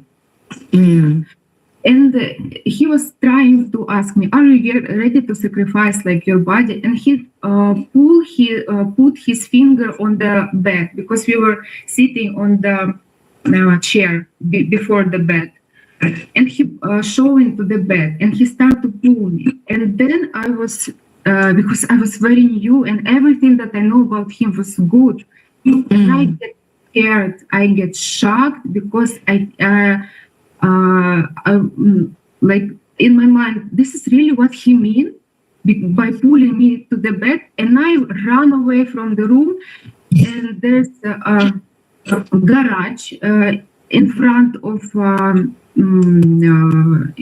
of Bible school, but in that time there was Sampayan, a big place with a lot of stuff, and I ran away because where I can go, I'm in other country, where I will go. So I ran away and I hide myself there, and I was just crying because I was thinking how to go home. I get a problem, and who can help me to go out of this? And then when it's already morning, of course, I have to appear where I cannot stay there forever. And when I come back to the room, the Jack was very mad to me. And they said that you run away from him, you don't have any respect to the Son of God. And they start to let me feel that I'm guilty. And then I guess they realized that it's too early for me. I'm not ready yet. I'm not still not brainwashed that I can do it. So they explained that. They called me again and they said, "You don't worry. This is you," because they saw my reaction. They know that they cannot do it. I will just go away. And they said, "You don't worry. You misunderstood." Help me this word. Misunderstood? You misunderstood. He just want to trust to try your faith, to know if your motive of coming here are really real. And they again use the verse of the Bible when Abraham sacrificed his son, and he said it was just like what he used to you, and this example. Miss Julia, it comforted me, and I said, "Oh, okay," because and then I again start to think good about him. Then the next level, we have a dinner, like few maybe weeks. Again, the next level. We have a dinner, and I have trauma in my back, and I was just talking like I have pain in my back, and Mr. Quiboloy, he put a joke, as I thought in the time. He said, "Don't worry, I have a healing hand. I will do massage for you, and you will be healed." And I was just laughing because we thought it's a joke. But when the night came, in the middle of the night, the Jack came with pastor to my room, and I was just sleeping. And he said, "You said you have back pain. He want to massage you." And I said, "No, I'm okay. I was just joking." He said, "Don't worry, just trust, because it's a big privilege if he will pray on you." And I said, "Okay." And I just lay down. She turned off the light and she go out from the room. And then Mr. Quiboloy came and he started to massage my back. And of course, I didn't feel comfortable, but I also cannot escape. And after that, he started to move his hands lower to my back. And I get scared. I said, "No, I don't have pain there. Please don't do it." And he said, just relax, like things like that.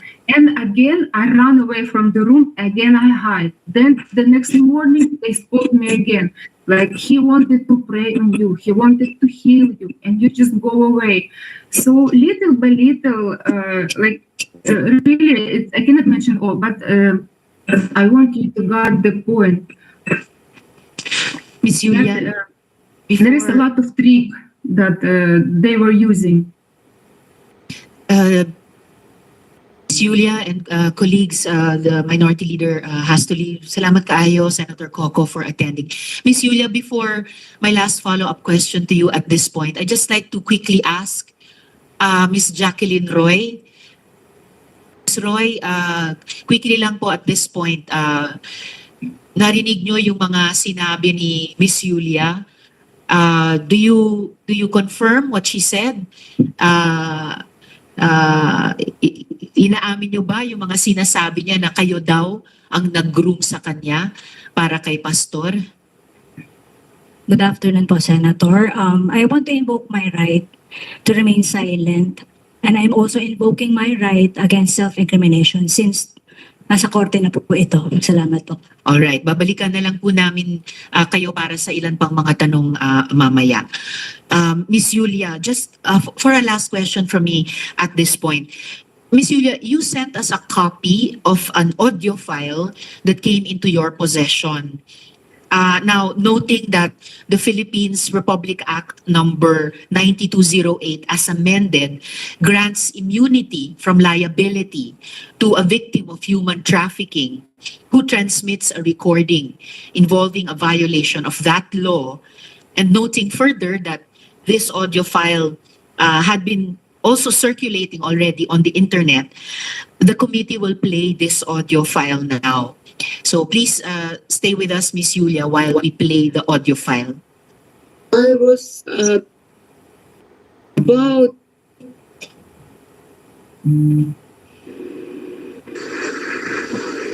Ang makagamit sa inyo ang anak lang. Walay lain, walay kabubuton niya. Ikaw, pani, may number 1 niya. Pag gilapas ni mo, imong gilapastanan ang balaod. At yun kang ulay ko kaluoy, pinagi sa duha o tulo ka saksi. Nabingwit na satanas doon. Gapakita sila sa inyo sa internet, malipayon sila, no? Ganong gapakita ko man sila diyan, malipayon sila. Kaya di sila malipayon. Kato sila, bukuro na ko to. Abilag, tapos na ko sa ila. Pabayaron ko sila tanan. Kaya naiutang sila sa ministry nako, naiutang sila sa kingdom. Bubayad to sila madali matugay. It will take 5 years, it will take 10 years. It does not matter. Basta nakatutok sa ilang angel of death. When the opportunity presents itself, patay sila. Kina nakapastoral na naigo na tapad sa kuwa. Kaya pa ninyo. Di man niya ko mapasakitan, membro-membro na. Pagka nakik-contact ka lalaki niya, nakik-sex ka na sa iya. Yatag mo na yung kaugalingon sa iya. Pag sa internet, I love you ka na, yatag mo na yung kaugalingon sa iya.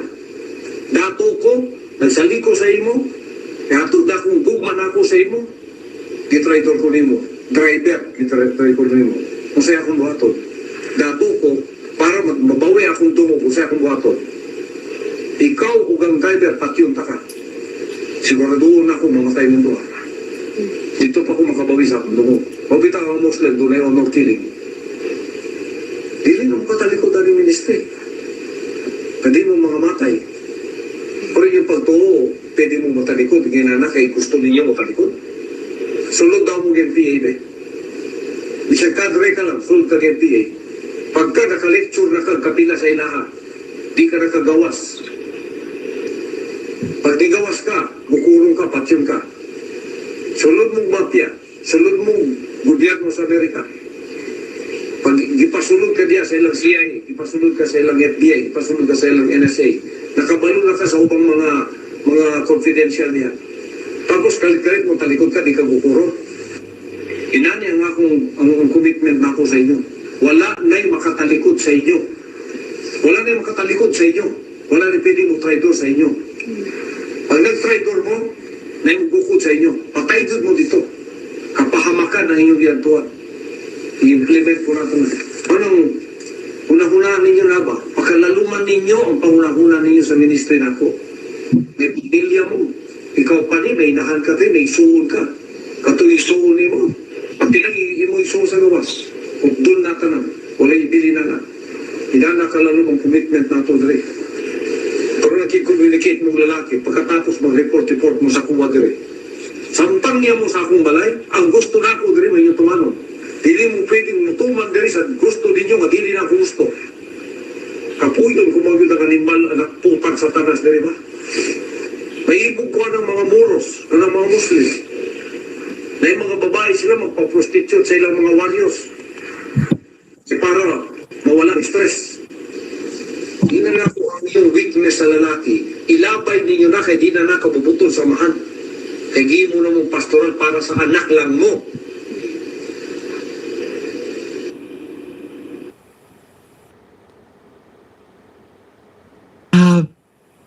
Miss Yulia, before my questions to you about this audio file, Mr. Quiboloy, huwag kayong mag-alala. Magkakaroon din kayo ng oportunidad na magresponde. Didigin lang natin mga kasama lahat ng mga victim survivors testimonies muna. At bahagi din po ito ng karapatan nyo marinig yung mga akusasyon laban sa inyo bago kayo magresponde. Yulia, is this the file? Is this the audio file that came into your possession? Yes. Yes. Do you recognize the voice speaking in the audio file? Yes. Whose voice is that? This is the voice of Mr. Quiboloy. Okay. And well, I know that you don't understand Bisaya so well, but do you have a sense of what he was saying in this audio file? Yeah, because I experienced like the girl that he is talking about. Mm-hmm. Only if you know, is Pane Stephanie Ibarra? Yeah. Yes. This is Who is Stephanie Ibarra? Stephanie Ibarra, it's main senior in the kingdom, and she's main assistant of Mr. Quiboloy, like the one who like always guide him everywhere. Like, and he she also have access to his room the same as Mr. Quiboloy have access to her room. So okay, was she also your groomer? She also your groomer, like you said, Jacqueline no. Roy was? No. No, she was not my groomer. No. All right. And why I know you asked me, can you repeat the question, please? How I get idea what he's talking about in this audio, even though I don't understand English, because I experience a lot of things in the ministry. And for example, the girls have some lapses there. For the world, it's a normal thing. Like, for example, they want to chat some boys or something. Like, it's not a crime. But according to the standard of and rule that were in the pastoral, it's a big crime that he will punish them. And I witnessed how Stephanie was several times, only in my time, she was trying to leave the ministry. And Stephanie Ibarra or Pane was trying to leave the ministry. Yeah, she was trying to leave the ministry. And every time she tried, they very in brutal way, in very arrogant way, they will put her back to be always loyal to Mr. Quiboloy as his How brutal and arrogant way? Like, for example, there was one time she wanted to run away from the house of Manila. We stayed there, and before we have a concert day there, and we stay in worker's house. And she wanted to run away. She jumped from the window together with her luggage. And when they found out, I don't know really. But she jumped from a window. Yeah. Yeah, Okay. she was trying to go out because she know that in her position in the kingdom, she cannot say that, can you release me? I don't, I'm full, I'm fed up, I want to go out. She know it's not possible. Mhm. And Why wasn't it possible? because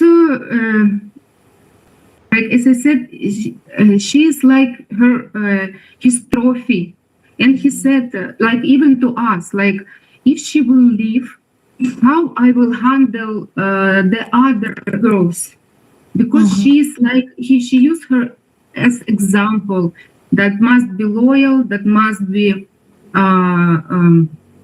single, and he said that if I will let you to do it, it will be like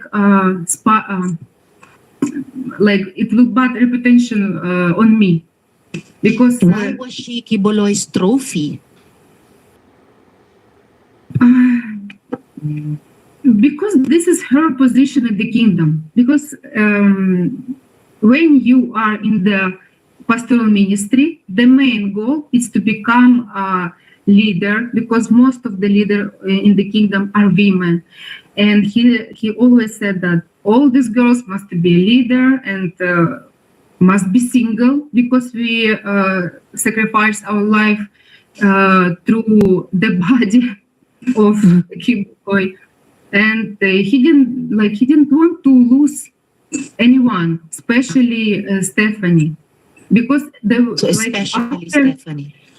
and because after they left, of course they have a lot, they cannot control them anymore, and they know that anytime they can say what happened them, what they have experienced inside, because while you are inside and you know all these things that going on there, like they If they're Stephanie afraid or that you, Pane as long Ibarra as was you will able go out, to you will. escape, if she She was was able to escape, if Quiboloy could not control Stephanie or Pane Ibarra anymore, what would happen? Miss Julia? Yes. I don't know, because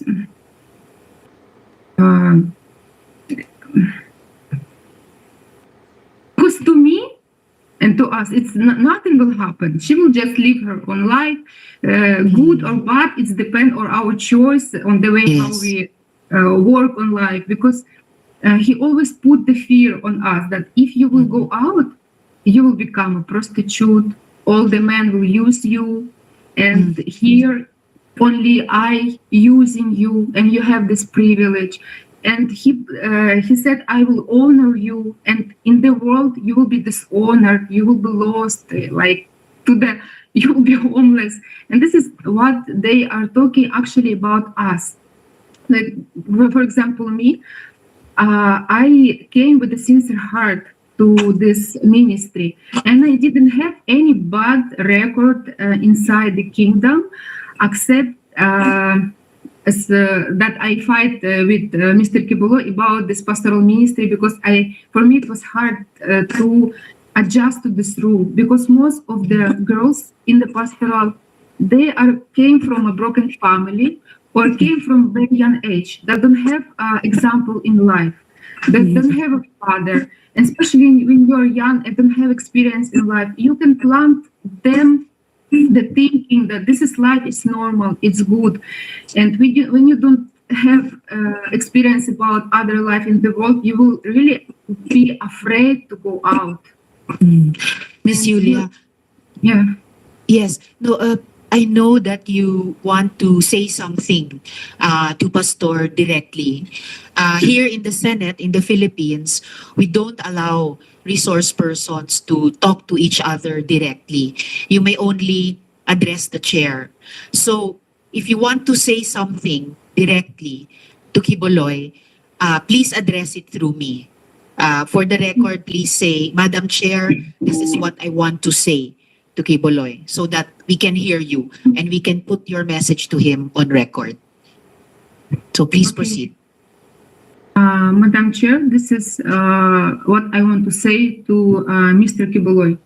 When I came to the Philippines, I trust my life to you. You promised that you will put honor, dignity on us, and we trust that this is what will happen. And all of this time in this ministry, I was very honest to you.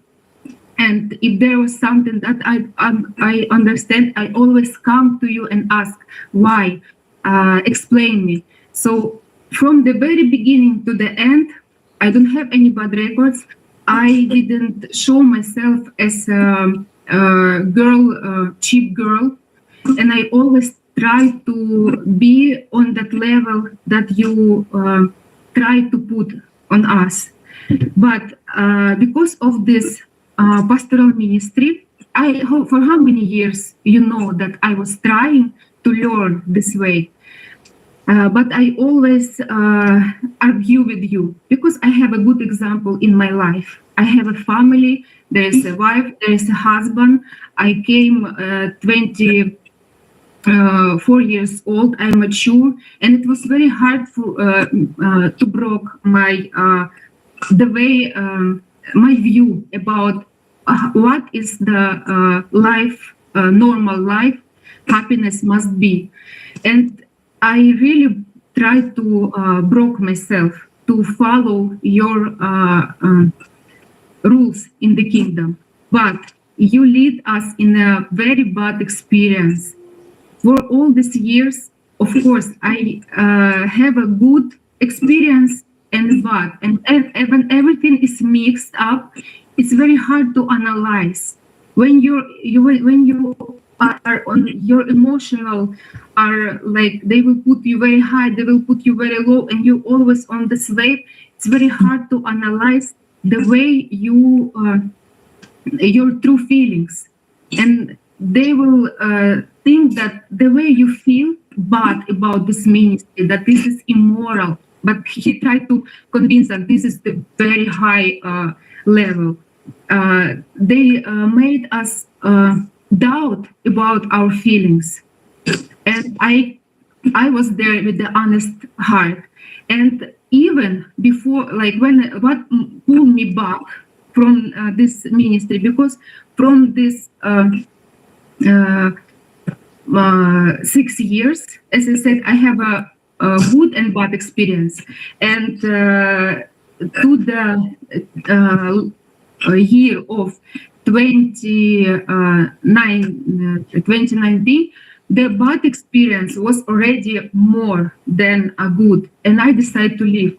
I made a letter through Attend to pastor that I'm very thankful for all the experience that I have in the kingdom, because there is a lot of things that I love, like singing, worshiping, like young congregation. I like to serve God, but I'm going out because I have doubt about pastoral ministry. I cannot tolerate it anymore, and I don't feel that I can do it. And this was the time of COVID, and I was in Ukraine at that time, serving here. And because it was COVID, I went from the KLC workers' house. I went to my parents' house, and I stayed there for how many months? Because we didn't know. And this is again my thinking renew. Again, I see my family. I see, and I start to. There is no one who will influence me again, and I came to life. But even though the bad experience that I have, I still go with a thankful heart. And what they do to me, because I still watching, even though I go out, I still watching the TWP program. In his TWP program, I didn't do anything bad. He said about me that if you will work as a prostitute the whole your life out of the kingdom, you cannot replace all these material things that I invest in you here. You compare me as a prostitute? And I'm here living like ordinary life. I have to, when I go out of the kingdom, I was almost 30 years old. Because of the kingdom, I was not able to finish my study. I was not able to build my own family. I was not able to have my career so I can have something of my own. When you invest all your time, all your efforts, everything into the kingdom, and when you go out, you have nothing. And then in everything you do there, you do with the sincere heart. We never ask for payment. We never ask for salary. We go out from the empty hands, and still you are saying that we own you. Maybe this is you who own us, and you broke our Thank you. reputation even. And Thank he you started very to much. say very bad things about me, to destroy my reputation, because he know that if I will go out in the way, if in case if I will say what is happening there, my reputation will be destroyed and nobody will believe. This is what he always this tactic that he do. Yes. And the last thing Thank you that I very want to much, say, Miss Julia. 1 minute, please, because Yes. I always argue about pastoral ministry, as I said, especially when the minors came, because I cannot tolerate, and they know this. And I start to fight for these kids because they hide it from us. And it's a very long story. Maybe I will have opportunity to tell everything. But Yes, you can also Mr. submit Quiboloy it to us in told writing. me, Mr. Quiboloy told me, Yulia, don't come near to my relationship with God, because this pastoral ministry, this is my ministry, and I know what I'm doing. If I will have a problem with this, I will be the one to solve it. But when problem to appear, he never face it, because he wants the other. He used people who even are not pastoral and don't know about his life. They don't know what he eat, what his arrangement in the, they don't know anything. And we, how many years we stay under one roof? We all, Thank you and very much, Miss Julia. uses not he's until now he's not solving this problem that he created. He wants the all kingdom nation to protect him. He wants even this victim to make them as accomplishment protect him. But Thank you very much, Miss what Julia, I want for to actually face your helping us. problem. Yes, you're helping us to find out what the problems actually were and see if through our laws we can prevent them ever happening again. So thank you very much, Miss Julia. Please stay on in our hearing in case we have other questions for you later in the hearing. We will now hear the other victim survivors. Thank you very much, Miss Julia, and take care. Thank you very Okay, much. thank you. Thank you. So ngayon, pakinggan naman po natin si Edward Ablaza Masayon. Sir Edward, maaari mo bang ipaalala sa amin, di ba kayo yung bahagi ng 2nd Signal Battalion ni Quiboloy? Opo, Madam Chair. Okay po. Ano po ba yung 2nd Signal Battalion? Para ba yung private army? Actually po, Madam Chair, ang 2nd Signal Battalion is a legit po na galing sa Philippine Army. Noon po, nag-start yung ni Quiboloy po, yung private army po. Nung panahon pa po ng Task Force Davao, kasi yung unang batch ng Task Force Davao, yung hindi pa ako nakasali doon, meron po mga workers na kasama ko, yung pili lang, sila yung mga unang batch talaga. Okay. Task Force Davao is local lang po ng Davao. Noong Noong 2015 po, mag-jump out po tayo. 2015, endorse po yung paaro dito sa Kingdom. Because paaro is gamit na gamit po kasi national na po siya. Ano po yung paaro?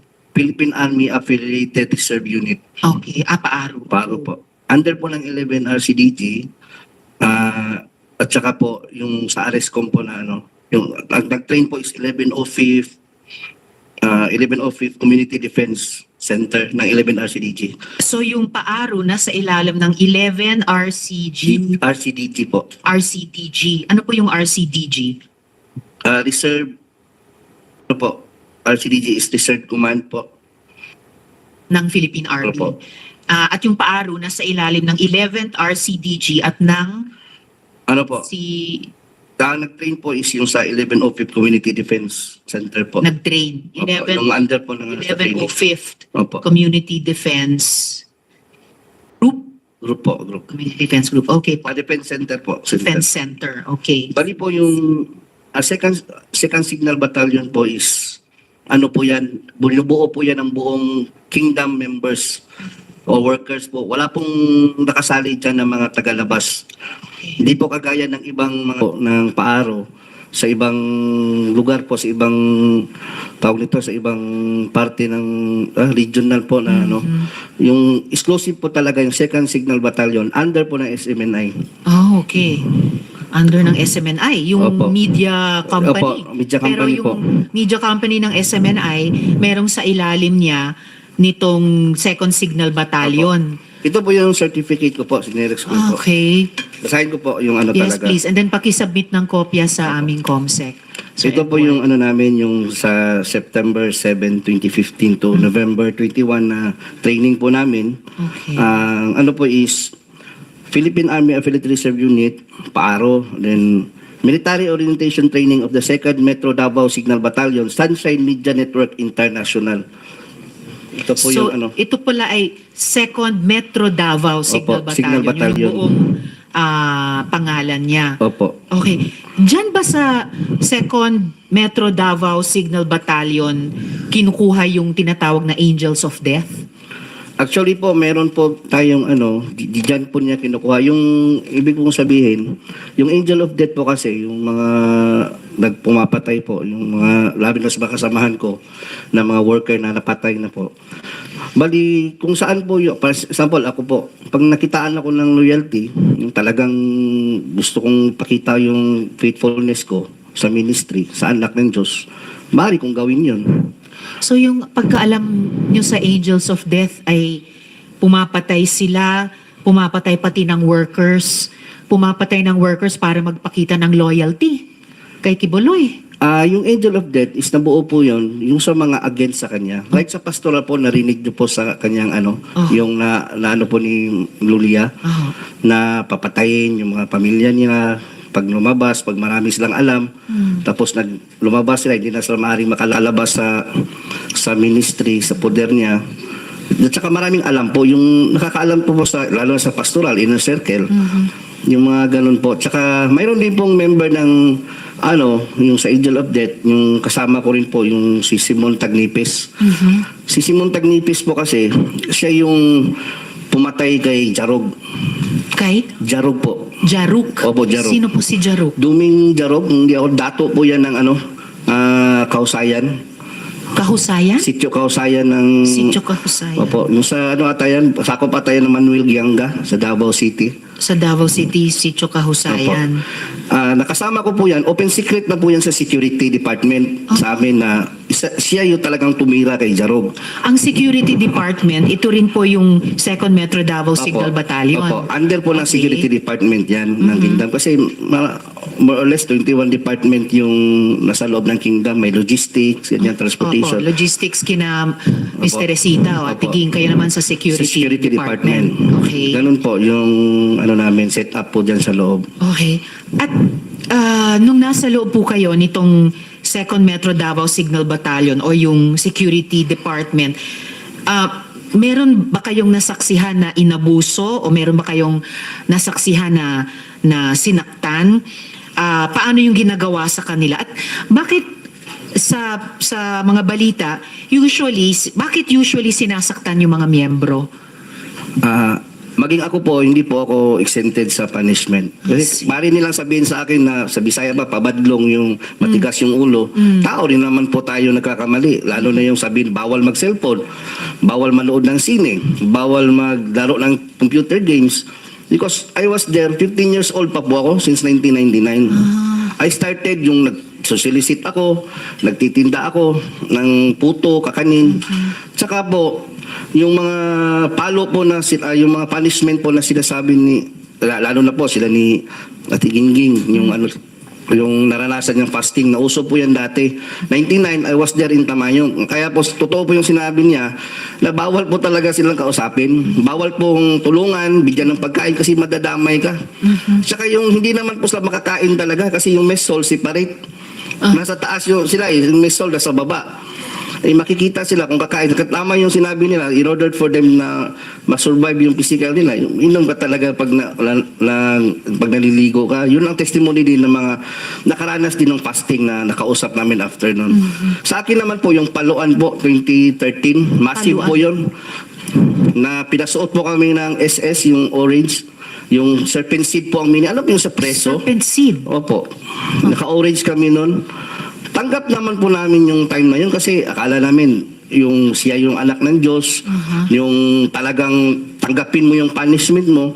Alam niyo po yung parang ang turing sa amin na yung trapo, mas may karapatan pa yung trapo kaysa sa amin. Hindi kami, kahit bata, bawal kami kausapin, bawal kami magingay. Yung na isang beses nga, tumawa kami, pinapalo kami ulit. Tawa lang po kasi mabigat kaya yung mag-ano ka ng bato. From gising kami ng 4 a.m., preparation para devotional 5 a.m. Tuloy-tuloy na yan, work job, kain, tanghalian, kain lang, 1 oras lang yung pahinga. Hanggang alas 10 ng gabi yung namin, trabaho, puro Mas overtime. matagal pa sa pagkakaroling kina atiging na 14 hours. Kayo, 4 a.m. hanggang 10 p.m. Opo, hindi pa po kasali yung devotional. 18 hours, may devotional pa. Bago matulog po, yung mga 11 na po kami makatulog, 11 or 12, ganyan. Ay, wow. Okay, so 16 hours, pwedeng umabot ang isang araw. Opo. Okay, yung mga pagpatay nung 2nd Metro Davao Signal Battalion o yung security department, si Quiboloy ba ang nag-order ng pagpatay sa mga dating KOJC members? Opo, kasi yung kay Simon po kasi, nasabi nila sa amin yan. Yeah, kasi Simon nakausap ko si Simon. Tagnipes. Aha. Opo. Way back, hindi ko naalala yung mga taon na yun. Pero sabi niya na kasi may galit daw kasi si pastor doon sa yung Jaruk kasi yung lupa niya doon ayaw ibenta. Jaruk. Opo. Si Jaruk at si Simon Tagnipes ay parehong tao or Hindi po, iba. magkaiba sila? Opo. So bakit kung galit si Quiboloy kay Jaruk, bakit papapatayin si Simon Tagnipes? Si Simon po kasi nung matapos niyang patayin si Jarog, Siya ang pumatay siya kay pumatay Jaruk. talaga. Matapos niyang barilin si Jarog, Okay. nagkasama ko siya sa sa QGC compound doon sa Katitipan na kung saan security din siya. Parang normal lang, parang walang nangyari. Hanggang sa lumabas siya. Yung paglabas niya po, hindi pa siya nagkaroon ng threat kasi nanahimik lang siya nung time na yun. Pero di namin alam bakit few years, ilang taon na, bakit nag-live siya ng Facebook. Against na siya ngayon kay Quiboloy po. Nagdala na siyang Bible, yung against sa doktrina. Sabi ng niya, yung mga kanyang pamilya niya, pinuntahan siya doon, nilapitan upang pabalikin. Ngayon, ayaw na niya kasi sabi niya, ngipin sa ngipin, mata sa mata. Kumbaga, nakasala siya ng nakakuha siya ng buhay, nakautang siya ng buhay ng tao. Kailangan din niya, parang natanggap na niya. Yung pagpatay niya kay Jaruk. Oo, tanggap na niya na may mangyayari din sa kanya. Kaya nga, talaga siya, sabi pa kasi magkakilala kami ni Simon sabi pa nga niyang niya, yung mga kaibigan niya, yung parinting niya talaga, yung kadugo niya. Kamag-anak. Kamag-anak niya, sabi nga niya na kung saan magdadala na siya ng Bible, gano'n na po yung niya. Kasi parang nagsisisi po siya sa nangyari, nagawa sa kanya. Hanggang sa dumating po yung time na pinatay talaga siya. At si Quiboloy ba talaga ang nag-uutos na pumatay? Baka mga tao lang niya, di niya alam? Hindi Siya ba naman po talaga? namin, kung ako, hindi naman namin gagawin yun kung hindi inuutos mula sa taas. Sino ba kami? Magagalit lang kami sa isang worker, sa isang tao na against sa ministry, na lumabas, galit lang. Pero pag inutos niya na gawin namin yan, gagawin po talaga namin yun. Okay. Kamusta naman yung pagtrato ni Quiboloy sa mga miyembro? Halimbawa, pag may sakit, pag may pangangailangan ang miyembro, kumusta ba?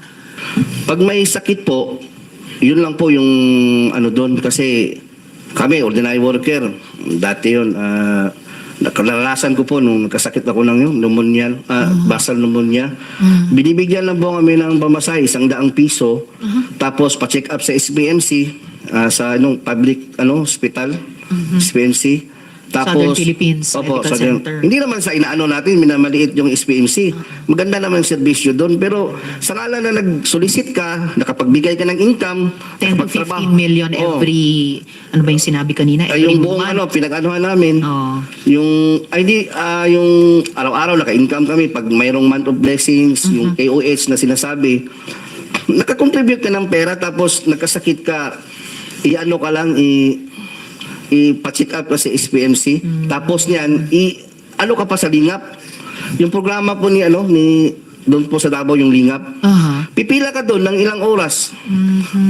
At saka hindi po sinasabi, pinatawag nito yung Madam Chair, yung hindi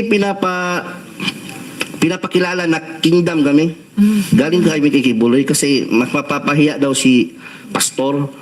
Kasi mayaman daw. Yung reaksyon ng tagalingap, yung malaman nila, Quiboloy mayaman yan. Bakit kayo nangihingi ng Yun na nga. sa ayuda?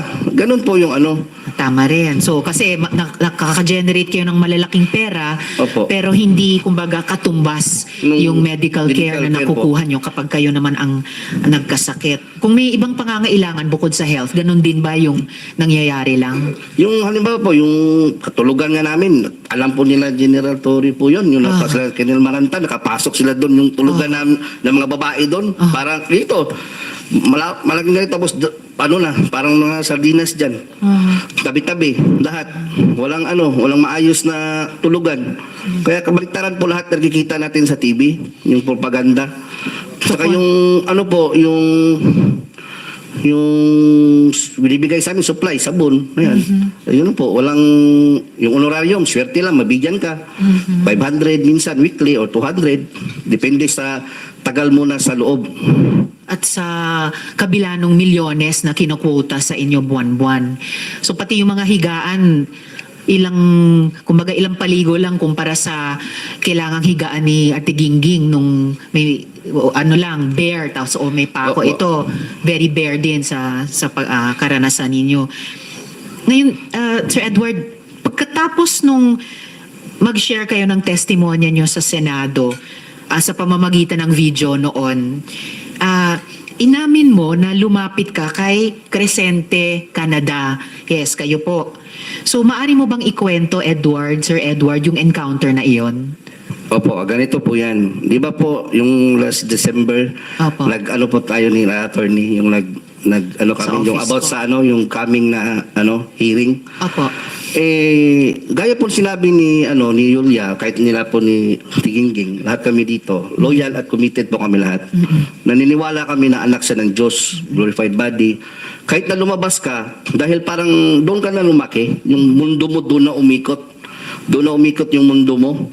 Tapos pag na-anuhan niya na nalaman mo na para sa isip mo na siya na talaga yung daan at katotohanan kahit nasa labas ka, magkaroon ka ng takot, baka mamatay ka, tapos siya yung harapin mo. Kung ganun po yung nararamdaman namin. Kaya nung time na yun, uso yung pinalabas na nag-glorified na raw si Pastor. Yung time na yun, hindi na siya nagpapakita gaano. So, lumapit ako ngayon kay Enting Canada po, Crescente, sa Barangay Hall. Kasi baka sakali ako na totoo nga si Pastor, ko talaga, nakadecide talaga ako na lumapit. January 16 or 17, kung di ako nagkakamali. Nitong taon. Kumbaga, pagtatraidor po yung gagawin ko, yung ganon. Kasi isusuka ko yung mga contact na staff ninyo. Gagawin ko talaga yun kasi parang na-feel ko na totoo talaga to si Pastor. Parang, Lord, patawad po kung nakakontak ako sa kanila, nila Arlene. Ganun po na-feel ko kasi I've been there for 20 years. Tapos yung faith mo, alam mo na lumaki ka sa isang relihiyosong pamilya, yung ganun po. Tapos, paglapit ko po nung time na yun, buti na lang, may sinabi si Inting, bago ko na ibigay, buti na lang, hindi ko na ibigay yung number. Hindi kasi siya nag-ask nung una. Unang ginawa niya, nag-usap kami, fellowship, ang ganda ng fellowship. Ganyan talaga yung sa kingdom, buhay ni Pastor, ganyan. Bigla lang kalagitnaan, na iba yung usapan namin. Ba't naman kasi kayo pumupunta dyan? Ba't naman kasi kayo nag-testimony dyan? Hindi mo alam. Baka may riding ang tandem na paglabas mo. Ganon. Riding in tandem. Yung bang sabi niya sa akin, baka may riding in tandem. Ano pang sinabi niya sa iyo? Tapos bukod sa silang riding bayon in daw, tandem? yung silang bayon po, yung military po na yung naka-DS po kay Quiboloy, sabi niya, silang bayon, bago lang may pinatay. Anong pangalan nun? Lambayon po apelido. Lambayon. Parang Dino ata yung pagkakaalam ko. Nilo Lambayon. Dino. Dino Opo. Lambayon. So nung sinabi ni Mr. Canada yan, Enteng Canada, na isang riding in tandem lang yan, tama ba na tinanong niya sino yung kausap mo sa mga staff ko? At nung binanggit niya yung riding in tandem, kaugnay ng mga staff ko, ano yung pagkaintindi mo sa tanong na yon at sa sinabing iyon? Ang pagkakaintindi ko po, na maaari kaming ipapatay kung papatuloy namin itong ginagawa namin. Kasi pagbanggit niya na silang bayon, doon po ako na medyo na... Kasi silang bayon po kasi, kasama ko yan sa Julo na nang-harass doon sa yung mga native doon, yung mga nakatira sa Julo. Ang mga lumad? Lumad po. Pumunta nga, yung ebidensya, marami tayong ebidensya. Yung si LJ Lindaan, yung sa JMA, pumunta doon. Yung si dating chief ng Tibungko at Tugbok, si Alcala ba yun na pumunta din sa amin, interview. Ako yung kaharap. Yun po yung mga kasi silang bayon po kasi nag-alias pa nga siya noon, alias Rico, tapos naka-wig siya. Alias Rico? Oo, nung ginamit niya doon sa Julo. And kanina nung Sir Edward, nung binabanggit nyo si Montagnipes at Jaruk, may binanggit din kayong usapin ng lupa. Ito rin ba ay kaugnay ng mga hinaras na mga lumad? Or Opo, kasali na yun sa Julo, buong ng Ramayo. Jolong. Julo, Sitio Julo. Sitio Jolo. Opo. Okay.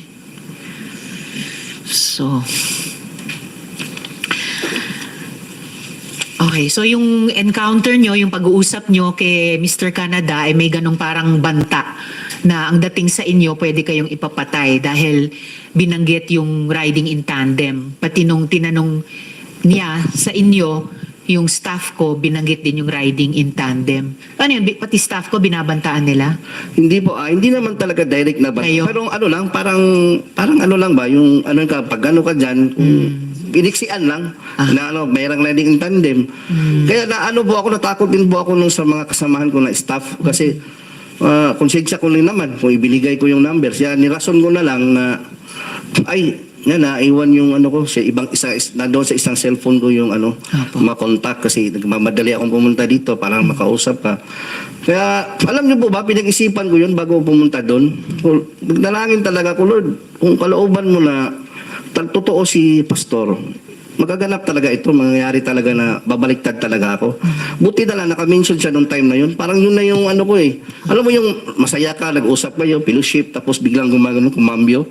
Yung saya mo, nabaliktad, na parang Iba na to Mayroon namang inutusan nga si Simon. Kaya lahat ng napatay po nila, na mga kasamahan ko, sila Simon Tagnipes, Nanay Elsa Bolivar, si Raymond Pasyol, naaalala ko po doon sa yung na-recall ko ba sa isip ko, bida to yung kawawa yung mga kasamahan ko. Si Elsa Bolivar na binanggit din ni Ate Gingging kanina, yung senior citizen. Opo. And then binanggit nyo ngayon si Raymond Fasiol, na binanggit mo rin dati sa video interview nyo.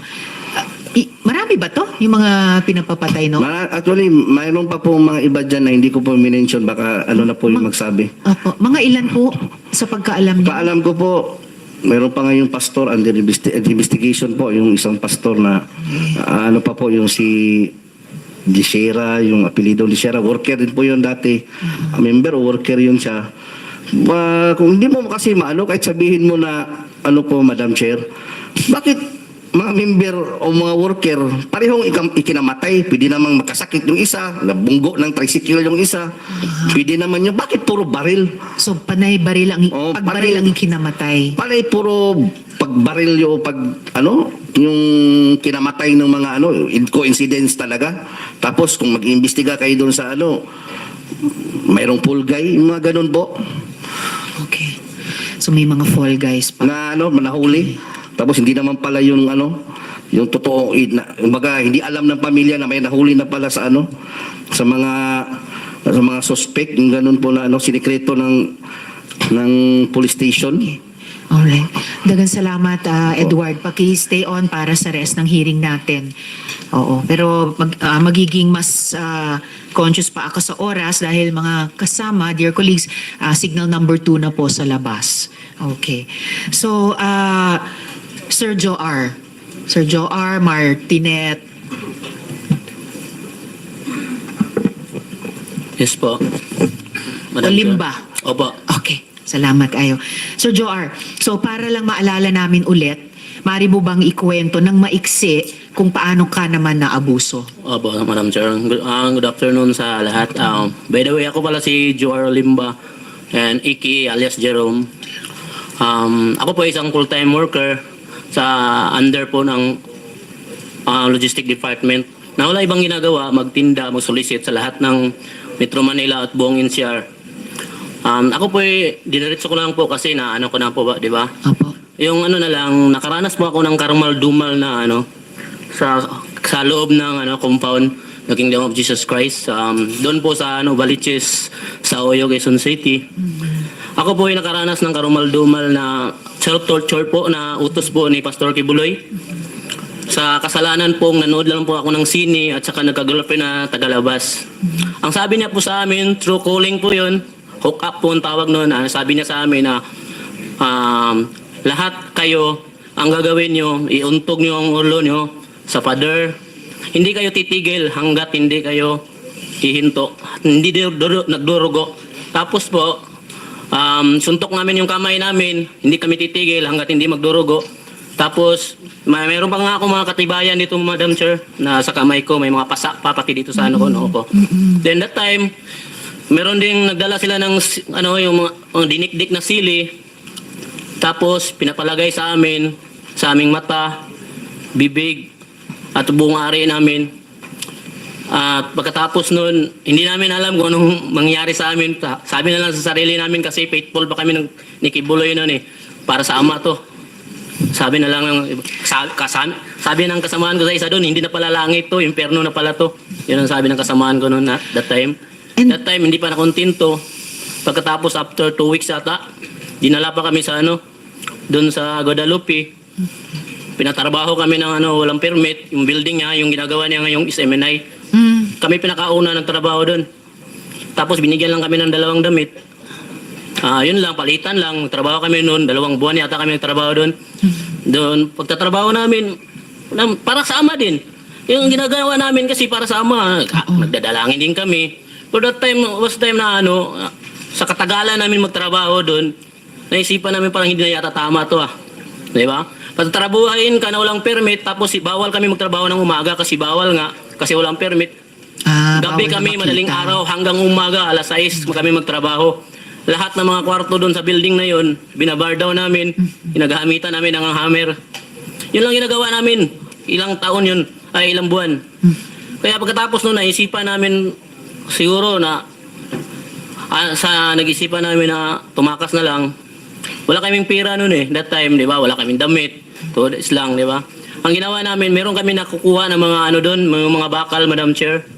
Mga bakal, tapos meron kaming doon kaibigan sa labas kasi hindi kami makalabas kasi meron kaming gwardiya, 2 may mga armado Mga armalite pa yung mga baril. Wow, long arms. Naka-uniform pa na task force, Davao that time yun. Task Force Davao sa Guadalupe, sa Makati? Opo. Pagpanis din namin doon sa Uyo, meron din mga 2 armado din. May mga baril din. Hindi kami makalaban. Kaya para sa ama na lang yung ginagawa namin, yung punishment namin. Hindi ako makapaniwala yung ganun na yung punishment namin At paano mo nakumpirma na si Quiboloy mismo ang nagpapayag or nagpagawa ng ganong torture sa inyo, yung paguntog ng ulo, pagsuntok ng kamay, paglagay ng sili sa sensitibong parte ng katawan? Siya po talaga nagsabi kasi that time nasa Amerika siya noon. Kapag kasi that time nun, ano yun, MOB, month of blessing niya nun eh. Tapos, lumit yata yung kita, kaya galit na galit siya. Kahit minor lang yung kasalanan namin, yun na yung, for the first, hindi kami kapaniwala, yun yung sinabi niya na, bakit ganun yung punishment namin? Kasi kadalasan yung punishment namin, ano lang eh. Yung sinasabi natin, yung fasting lang, or di, palo sa puwit, di ba? Hindi yung, naisip namin, para naman to, fraternity, di ba? Pag ganun. That time, tinawag kami lahat, pinaakyat kami sa taas. Lahat ng may mga kasalanan, Madam Chair, pinaharap dun sa altar. Tapos tumawag si Quiboloy through calling, hook up, tapos yung cellphone tawag siya, tapos kinukunik sa speaker para marinig namin lahat. Tapos binabanggit nila yung lahat ng mga kasalanan namin isa-isa. May naglalaro lang ng Dota. Kung sa akin nun, nanligaw lang ako tapos nanood ng sine. Samantala sila, nanonood pala sila ng sine sa Amerika everyday. Di ba? Sabi ni Ate Gingging. Oo. So, narinig nyo talaga siya, yung boses niya na mag-utos na palagi yan, Madam Chair, kasi hindi na bago palagi. Kasi palagi din ako na-hook up niya dati. Kapag nakakasuntok ako ng guard sa mall, kapag nagtitinda ako, kasi nagagalit ako eh. Nagagalit ako sa mall kapag nahuhuli ako tapos sasabihin ng guard, Quiboloy yan, siyempre. Magpakamatayan kami para sa kanya, di ba? Ihanda namin, buwis namin ng buhay para sa kanya. Ayaw namin, kasi yun ang utos namin, hindi dapat si Quiboloy. Hindi siya masali sa anong ginagawa namin na paghahanap ng pera. Di ba? At tama ba, Sir Joar, yung balita namin na pagkatapos lumabas yung video testimony mo nung sa nakaraang hearing, ay kinasing yung maliit mong karinderya? Opo, meron kasi tinanong ko po yung may-ari ng... Hindi to kasi pagkatapos hindi ako umuwi doon kasi natakot na ako eh. Tinawagan ko yun yung may-ari ng inaupahan ko doon sa karinderya ko. Sabi sa akin, huwag kang muna umuwi dito kasi mayroong mga tao dito nagpipicture. Tapos naghahanap saan daw ako. Kaya hindi na ako umuwi. So, yun lang, hinanap ka by name? Oo, yun lang. Okay. Pero hindi ko naman sabi kung sila yun. Okay. Okay, salamat kayo. Salamat, Sir Joar. At ngayon gusto ko rin matanong si Ms. Jocelyn Mondehar. Ms. Jocelyn, tama ba na yung anak mong minor ay dating miyembro ng KOJC? Yes po, Madam Chair. At yung anak niyo po, siya din po ba ay pinalimos ng KOJC? Okay. So, bakit mo siya kinuha sa KOJC, yung anak mo? Gusto ko po sana umpisahan yung ano ko. Yes, sige po. Briefly kung maaari. Sige po. Mapagpalang araw sa ating lahat po, no? Gusto ko lang itong i-share, hindi dahil galit ako. Kasi napakabuti ng Diyos sa akin. Ngayon, simula nung nag-withdraw ako ng loyalty, nagpaalam ako sa office ni Mr. Quiboloy dito sa May Angono, KLC. Last year, nagpaalam ako na mag-withdraw ako. Kasi ayoko na magsimba pa dyan or maniwala, magiging patuloy na maging sympathizer kung nagdududa na ako sa kanya. So, nirespeto ko pa rin yung ministry niya. Nagpaalam ako. Tapos yung, dati po akong full-time din, 1993. Katulad din ng iba, ginawa din kami taga-produce ng pera through sa paglilimos sa iba't ibang paraan. Ako, umaakyat ako ng bus, o gamit yung mga iba-ibang association, lahat-lahat na lang ginawa namin. 21 November 25 lumabas ako kasi nagkaroon ako ng ulcer. Kasi 1999 naranasan ko din yung parusan dry fasting. From Cagayan, pinapunta ko ng Davao for dry fasting, 7 days nang hindi ko din alam kung bakit. Wala nang nagsabi. Until now, ko pa yun. Yun ang ano ko ngayon. Kasi nagkaroon ako ng ulcer nga hanggang ngayon. Ano ko pa rin yan. Yung pa rin ang sakit ko. Tapos, year 2021 April, naimbitahan yung anak ko na 13 years old. Actually, 3 sila. O yung kasama doon yung anak kong 13 years old sa Angono KLC para daw sa preparation for youth camp practice. Tapos pinayagan ko lang kasi mas gusto ko kasi bilang isang ina, gusto mo mga anak mo mapalapit sa Diyos para hindi mapariwara. So pinayagan ko. Nagulat ako, dumating yung gabi, yung 2 anak ko na lang ang nakauwi. Yung panganay ko tsaka yung sumunod ko sa bunso. Yung 13 years old ko, hindi nakauwi, hating gabi na. So wala akong alam. Inano ko yung ministro nila assign kung nasaan. Tinanong ko through chat. Hindi rin niya alam. Tapos nalaman ko na lang sa may kapitbahay ko na member din nila na dinala pala yung anak kong 13 years old sa tinatawag nilang glass house. Itong glass house na to, ito yung dinadalhan nila ng mga young people na nare-recruit nila for training sa logistics, yung pagtitinda. Doon nila dinadala sa glass house. Exclusive yun sa mga young people. Doon nila dinadala. Tapos hindi ko kaagad na, wala akong means of communication sa anak ko kasi wala naman siyang cellphone. Tapos after 3 days, sa pangungulit ko doon sa ministro nila, nakausapin ko yung anak ko, nakausap ko siya sa cellphone through sa youth leader na na-assign si Rima Fauni, yan. Tapos yun na, nakausap ko siya, bigla akong nagulat dahil ang nag-iba yung salita niya. For a 13 years old, nagulat ako. Mama, hindi na ako mag-aral. Kasi babalik na ang Panginoon. Tapos si Pastor Quiboloy mag-glorified na. So nagulat ako kasi bagong member lang yung 13 years old ko at that time. Ano siya masipag yun mag-aral. Talagang sobrang sipag niya mag-aral. Nagulat ako, ganun na ang salita niya. Dito, sabi ko, anak, ganito yan kasi dati akong worker dyan so alam ko. Kahit pa mag-glorified si Pastor Quiboloy or bumalik ang Panginoon, magpatuloy ang mundo, hindi totoong matunaw ang mundo. Kailangan mong mag-aral kasi yun ang tama dahil minor ka. Tapos hanggang sa hindi ito na yun. Ito na yung ito na yung gusto ko. Magtinda na lang habang buhay para sa anak. Para kay Pastor Quiboloy. Kaya gusto daw niya makarating sa 7th heaven.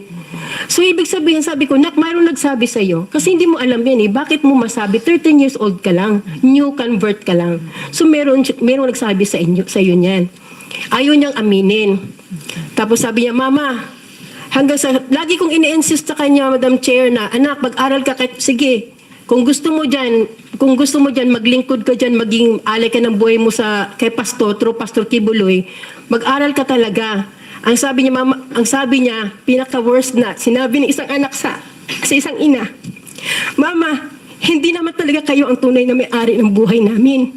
Ginamit lang kayong instrumento ng Diyos para mailuwal kami. Pero ang nagmamay-ari sa amin si Pastor Quiboloy, ang anak ng Diyos. Sabi ko, sabihin mo, kasi pupuntahan ko yung sino nagsabi sa'yo, ayaw niya talagang sabihin.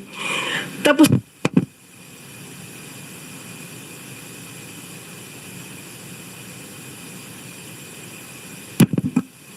Ayun, okay na. Actually, Miss Jocelyn, talagang, sa puntong yan talagang napakasakit marinig at nakakabahala sa isang ina. Pero baka senyales din ito na kailangan din natin pagkatapos nyo ngayon, marinig si Mr. Quiboloy at marinig si na General Torre bago lalong sumama yung panahon. So, kung maaari ko kayong pasalamatan sa punto pong ito, pero kung mayroong pang mga tanong, mamaya please stay on. Pwedeng last na inanong ko na lang Sige po, Miss Jocelyn. Kasi dito po nagpatuloy na siya doon. Tapos dahil sa ko na ipag-aralin siya, dito ang pinakamalaking problema dahil pinike nila yung pag-aaral ng anak ko. Kinuha nila yung report card, previous report card ng anak ko ng grade 8. Tapos PSD, kunyari in-enroll nila. Pero sa isip ko bilang isang ina, paano ang isang bata nakakapag-aral ng mula umaga hanggang gabi, madaling araw, nagtitinda ng otak. Di ba hindi dapat? Paano makapag-aral isang bata? 13 years old lang yung anak ko. May sakit pa siya sa baga kasi mahina ang baga noon. Lagi kong sinasabihin may sakit sa baga ang anak ko. Tapos ma'am, nung time na sinasabi nila na ini-insist ng youth leader na nag-aaral yan te. Ito yung Rima Fauni. Opo. Pati yung dalawa yan sila, si Carla Guillermo. Oo. Okay. Tapos ma'am, nagpatulong ako sa teacher niya dati, grade 7. Ma'am, pakitrace kung talagang ba na-enroll ang anak ko. So, sabi ng teacher niya, ma'am, kahit saang school, wala siyang makitang pangalan ng anak mo naka-enroll. Pero sinabi niya naka-enroll. Tapos nung time na nalaman ko yun, ma'am, pinagpursige ako. Sabi ko, pupuntahan ko yung hideout nyo kasama ang DSWD at DepEd. May kausap na ako. Siguro sa takot nila mamang iskandalo, hinatid nila yung anak ko sa bahay. So pagdating ma'am pagdating nun sa amin na to make the story short, nakauwi ang anak ko. Dahil siguro napilitan sila. Pag-enroll ko, ma'am, ng grade 9, sinubukan ko i-enroll ulit sa grade 9. Kahit sinasabi nila na na-enroll sa grade 9, sinubukan kong i-enroll sa grade 9 para makita ko kung anong reaksyon ng bata. Kasi kung totoo nag-aral siya, ano niya ako, mama, hindi. Kasi na-enroll na ako doon, nag-aral ako. Wala siyang kahit anong reaction, ma'am. So, na-confirm ko na hindi talaga siya nag-aral. Tapos isa pa, Miss ma'am, Jocelyn. pinatanong ko po sa teacher, pina-interview ko, ma'am, siya sa teacher. Kung nag-aral ka, sino ang teacher mo, kung online man, o sino ang principal mo sa JMC. Ma'am, Jose wala po Maria siyang College. alam. Okay. Wala po siyang alam. Okay. Maraming salamat, Miss Jocelyn, at talagang mabuhay kayo sa pagkuha, no? Yung matagumpay na pagkuha nyo sa anak ninyo. And salamat din sa pagbanggit sa DSW at DepEd dahil mamaya may itatanong din tayong kahit mabilis sa kanila dun sa pag-rehabilitate ng mga bata na kinuha na ng magulang o ng gobyerno sa KOJC kaugnay ng moving forward natin mula sa itong napakarami at matitinding problemang naiimbestigahan natin dito. Maraming salamat, Miss Jocelyn. Paki-stay on sa hearing natin in case may iba pang mga kaugnay na tanong. Maraming salamat. Salamat po. So ngayon po, dadako na po ako kay Apollo Quiboloy. So, Mr. Quiboloy, bibigyan ko po kayo ng pagkakataon na magresponde sa mga akusasyong ito at marami po sila. Pero unang tanong po, ilan ang miyembro ng KOJC? Salamat po, Madam Chair, sa pagkakataong ito na makaharap ko ang lahat ng mga nandirito at narinig ko ang kanilang mga testimonya. At magpasimula po tayo kay Miss Valdehuesa. Pastor Quiboloy, Mr. Quiboloy, Madam yung Chair. tanong ko muna, ilan ang miyembro ng KOJC? More or less po sa tingnan ko po muna ang exact na Kahit in estimate po. more or less po including mga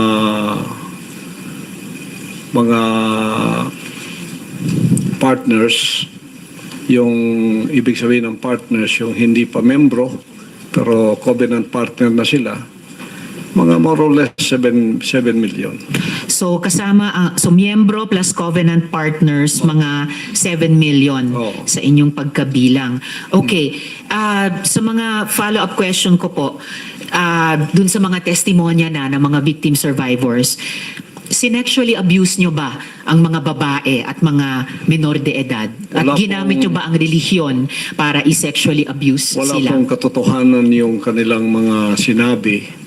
Kung meron po silang mga charges na criminal laban sa akin, malaya po silang mag-file ng kaso at doon ko haharapin at sasagutin sa tamang forum sa korte ng ating lupa tulad ng kinakaharap namin ngayon. And actually, on that matter and for the record, may at least isa sa victim survivors na dati nang naghain ng kaso sa inyo dun sa Davao, kaya lang dinismiss. Kaya inappeal nila sa Department of Justice. Yun naman pong mga testimonya ni na Ms. Valdehuesa at ni Julia, tinatanggi nyo ba ang mga testimonyang iyon? Tinatanggi ko po, wala pong mga katotohanan yung kanilang mga sinasabi, kundi sa aking paningin ay kabaligtaran. Ngunit hinahamon ko po silang mag-file ng kaso sapagkat ito ay mga kriminal na mga allegations. At ito ay para maging fair, ay maghain po sila ng mag-file sila ng kaso laban sa akin o kanino mang kanilang gustong mag-file laban sa mga kingdom na leaders or members, because we are under the law of the Republic. Tulad po kay Masayon, yung kanyang sinabi.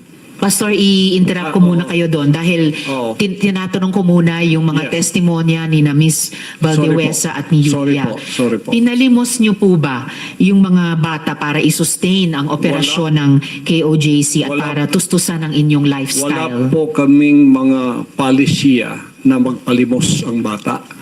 Pero walang polisiya man, pinalimos niyo ba sila? Hindi po. Wala pong katotohanan yun.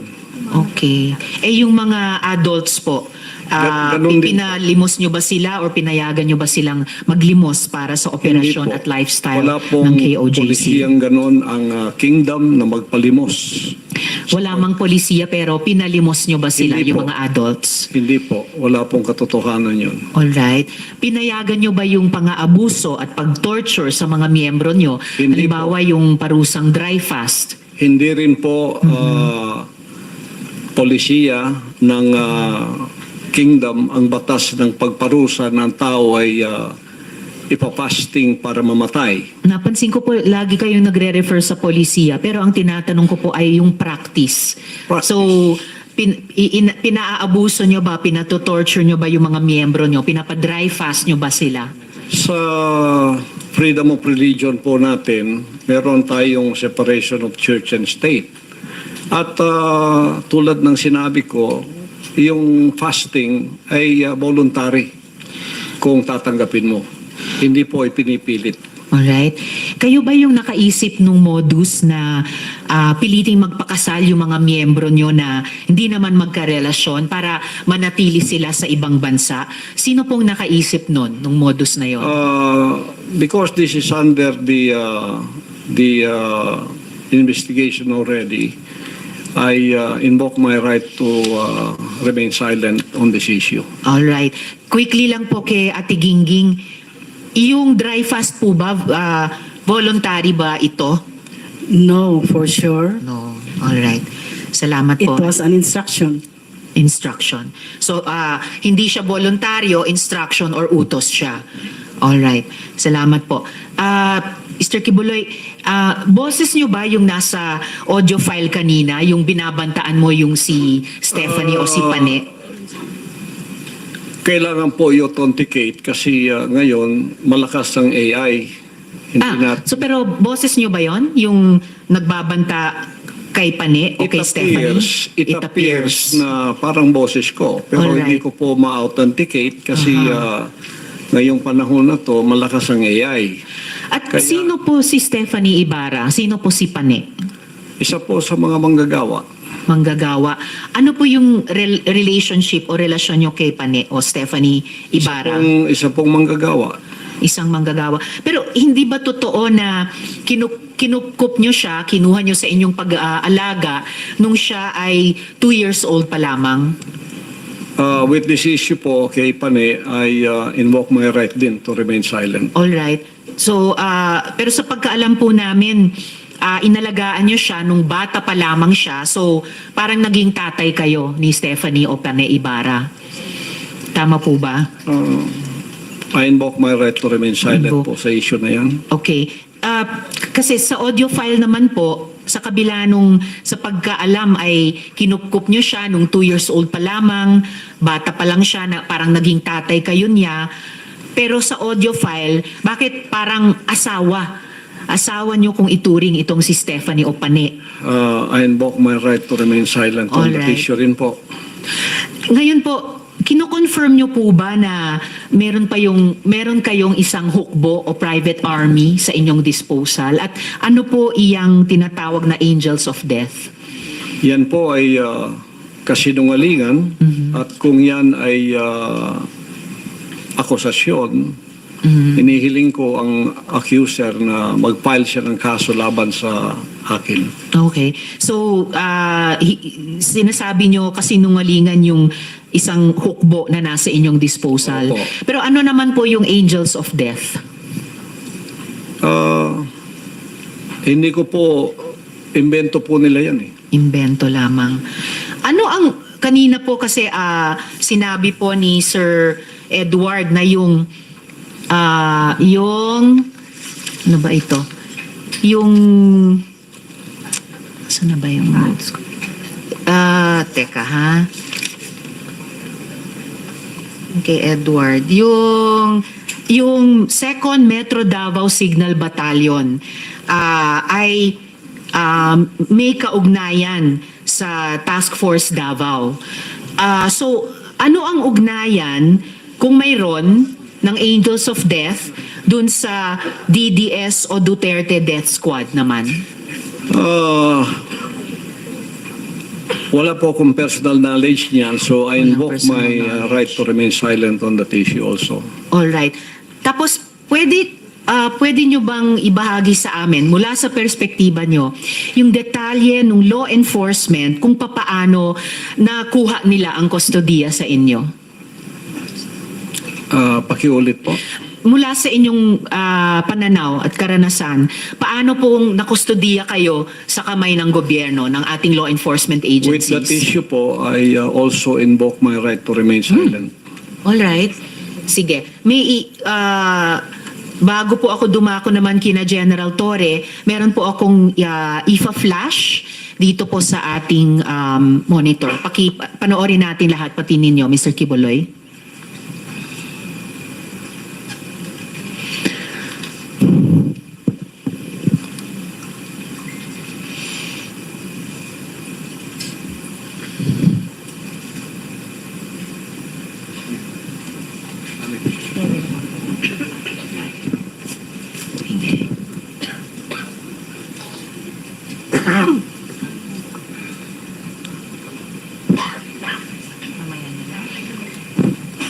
Inaayos lang po yung pag-flash natin dito. Naglalag lamang po pero andito na dito sa gilid.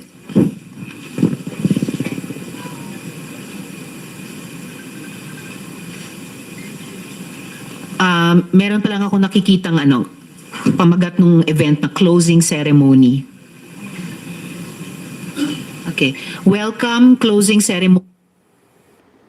Military orientation training. Baka ito yung binanggit ni Edward kanina na ganitong klaseng training ng mga paaru na nasa 2nd Metro Davao Signal Battalion na may kinalaman sa Task Force Davao. Yung paaru sa ilalim ng 11 RCDG or yung 1105th Community Defense Center. Okay. Edward, alam nyo ba itong closing ceremonies ng military orientation training na to? Madam Chair, una sa lahat, correct ko lang po yung TF Davao, separate po yun, iba yun. Opo. Unang training po yun ng batch ng worker. Okay. Pero lately, naging pumasok na sila sa Paaro. Yun yung national. Separate po yung Task Force Davao sa Paaro. Yung Paaro nag-start 2015 po, Second Signal Battalion. Yan po yung mga lately na yan ng mga batch ng mga ng mga training po. Kasi hindi lang naman sa aming batch 2015 yung may training Every year nag-help po ng training. Kung mapapansin niyo po, pagkakaalam ko hindi pa Brigadier General po si Quiboloy nung time na yan, nung time namin. Parang bago lang tayo naging Brigadier General sa reserve unit. Yes, na nakikita natin sa litrato na natakpan lang ng pagbilog sa kanila pero BGen, Pastor Apollo C, na I suppose Quiboloy. Apo. Pwede nyo bang i-confirm ito, Mr. Quiboloy?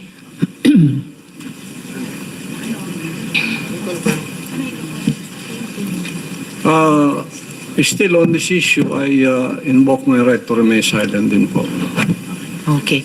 So kaya ko noted, ini-invoke nyo ulit yun, kaya ko ipinakita sa ating lahat ito, dear colleagues, ang mahalaga, ang military training na ito, lumalabas ay para alagaan si Mr. Quiboloy, hindi po para sa bayan. Na ang alam natin sa ating mga armed services, yun talaga ang mandato nila.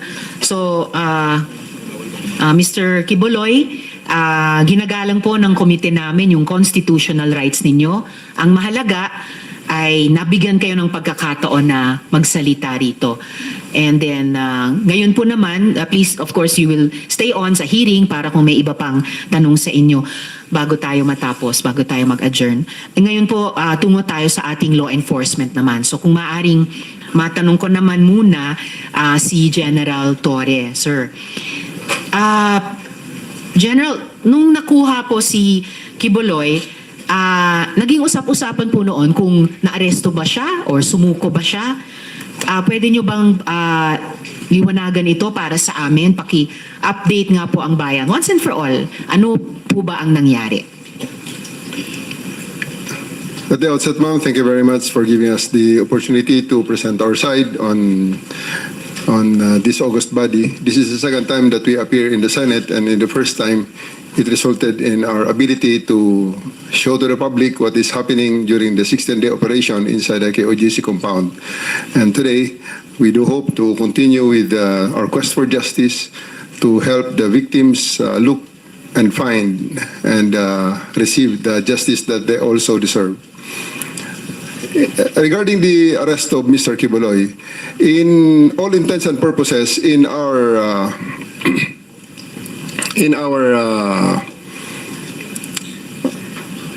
whole operations, he is arrested because he submitted himself to my representative because he has no other options other than submit himself to the custody of the law, because whether he like it or not, he has no other options during the time, because I have 4,500 people around him inside this compound, and 1,200 is concentrated on the 2 buildings that he has control of.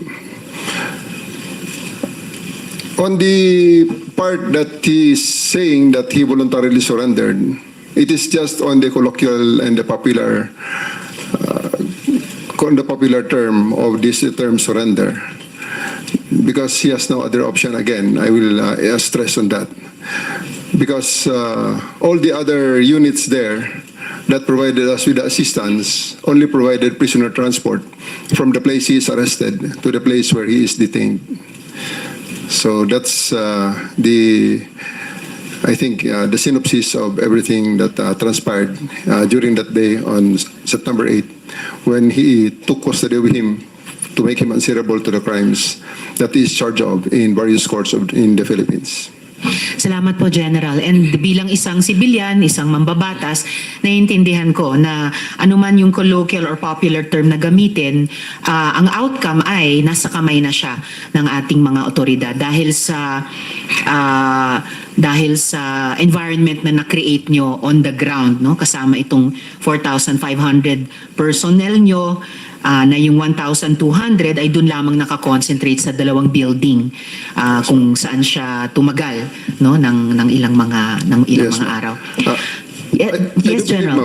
I do believe that the term surrender and arrest is being debated upon. Well, I do believe that the camp of Mr. Quiboloy would like to model the issue on the term the surrender and arrested, because it has great bearing on the criminal case that they are facing, ma'am. So they can use the voluntary surrender term as part of their maybe their defense for and prayer for leniency and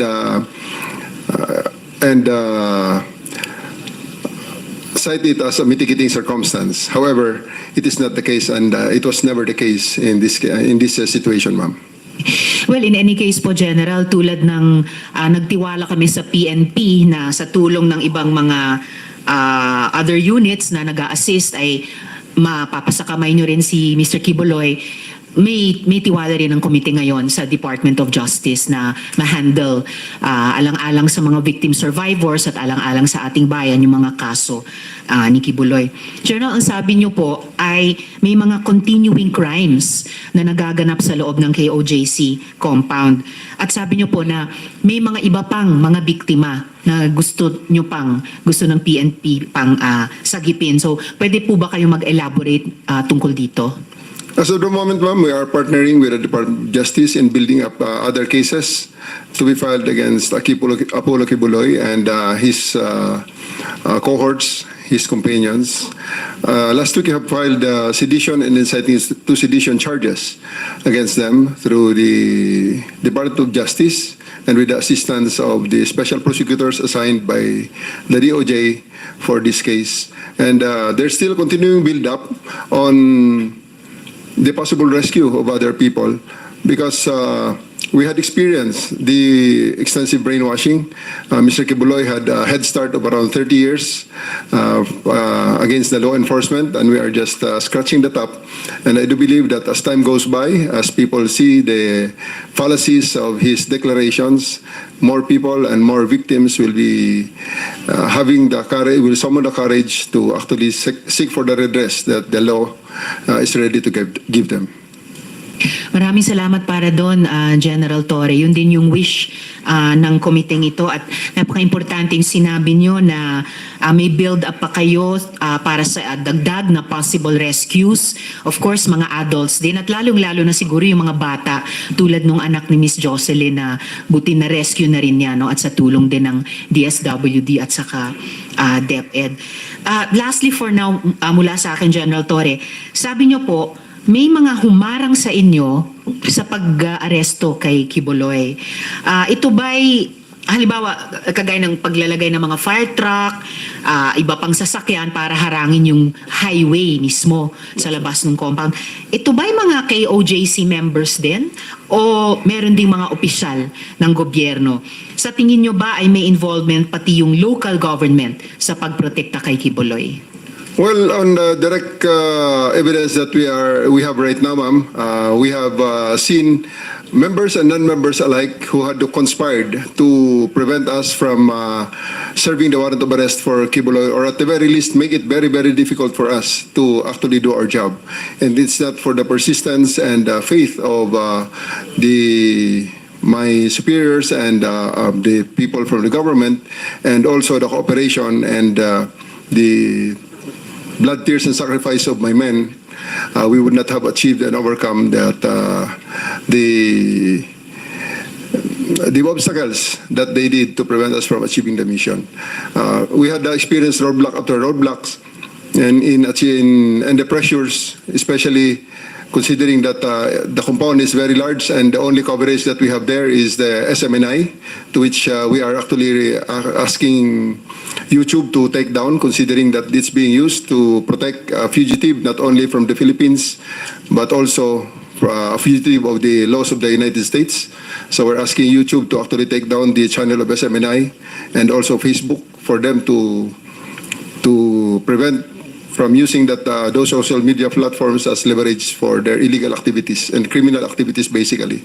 And at this juncture, ma'am, I would like to thank the Senate for giving us this chance to show to tell our story, the side of the story, hoping that this is a hearing in aid of legislation, and I do hope that legislation will really be passed to help us and again give leverage to the law enforcement, because I can really feel that in the 6-10-day operation, we have reached the limits of the law, and we have really tested the limits of the law there.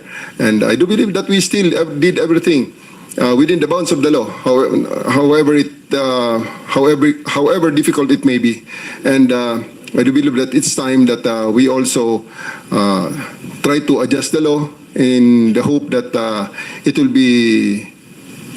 will be more responsive to the needs of the time. Because if we only listen to all those telling us that, especially the lawyers of Apollo Quiboloy, telling us that we are doing things illegally because for 16 days we stay there without a search warrant, citing that the use of the warrant of arrest as basis of our search, and stay there in the compound, which I believe that they are wrong, really gave us this sometimes this sense of doubting ourselves, especially that the propaganda day in and day out is hitting us left and right. And I do thank that this opportunity comes, because if we don't adjust and make the law more responsive to the current times, it will create a situation where some people will be definitely beyond the reach of the law. Because if we are not that persistent, Mr. Quiboloy will still be out there laughing at us and just telling everything that things that he wants to say, because he will be out. He will be always out of the reach of the law. So thank you very much, ma'am, for giving us this opportunity to be part of the crafting of more responsive legislation so that we can be better and more effective in our law enforcement and in the assistance and in the implementation of the processes of the laws of the land. Thank you, ma'am. Thank you also, General. And in fact, hindi lang ang Senado, pero iba pang mga institusyon at organisasyon ay nagpahayag ng suporta sa inyong law enforcement operation ng mga linggong iyon. Halimbawa, yung Integrated Bar of the Philippines, Davao. Kahit paglabas ng isang desisyon ng korte doon din sa Davao, in-affirm ng IBP Davao na valid pa rin yung operation ninyo in order to effectively serve the warrant. And yes, kahit tatlo lang kaming miyembro ng komite o ng Senado ay nakadalo ngayong mabagyong araw, pero lahat po kami, yung chair, si majority leader, si minority leader, ay may nakikita talagang halaga nitong pagdinig natin at yung mga partisipasyon ninyo na mga katrabaho namin sa gobyerno in aid of legislation. At may mga tinutukoy talagang mga lumang batas na baka kailangang amyendahan o mga bagong batas na kailangan nating ipasa. Lastly, General Torre, for now from the chair, ang CIDG po ba tumitingin na rin sa alleged killings na allegedly iniutos ni Quiboloy? Yes, ma'am. Given the chance, we'll be presenting the results of our initial investigation. For the past 1 month that I'm designated as head of the CIDG, I continued what I started in Region 11, and we are ready to present to this August body and to the public the link analysis and diagram that we had prepared with the accounting of the personalities, including the incidents, including those that were mentioned by the witnesses who spoke before me, ma'am. I see. General, prepared ba kayo maghain ng ganitong kahit broad strokes kung ano yung pinaka-importanteng mga initial results ng inyong investigasyon nitong nakaraang buwan, pati yung link analysis, or ano ba yung maaari nyo nang at pwede nang ibahagi sa komite? Yes, ma'am. We can show you just one slide, which is Yes, sir. Please the collection of, which is basically the simple result of our validation and collation of the information that we have right now, ma'am. It's on the processing, and I will be asking my regional chief of the Regional Field Unit 11 of CIDG to show to us the single slide of the link analysis. Salamat, General. Sir, nakapanumpa naman din kayo kanina, ano po? Yes, sir. Yes, ma'am. If you could, sige po. Handa na po yatang yes, ma'am. While they are preparing that, ma'am, this Opo. is still a work in progress, and as time goes by, we do believe that there's even a possibility that the Senate and congressional investigation on the EJK will intersect with each other. I see. So there's Well, that's very important. Para sa kaalaman ng lahat, ang investigasyon naman ng Senado sa ilalim ng Blue Ribbon Committee ay magsisimula naman po sa Lunes, 28 nitong buwan, at ang magpapangulo ay si Minority Leader Senator Coco Pimentel. yes, ma'am. It's part of his. The link analysis will cover around 30 years from the start up to the present that we know, based on the declaration of various witnesses. There may be times that things will be for validation.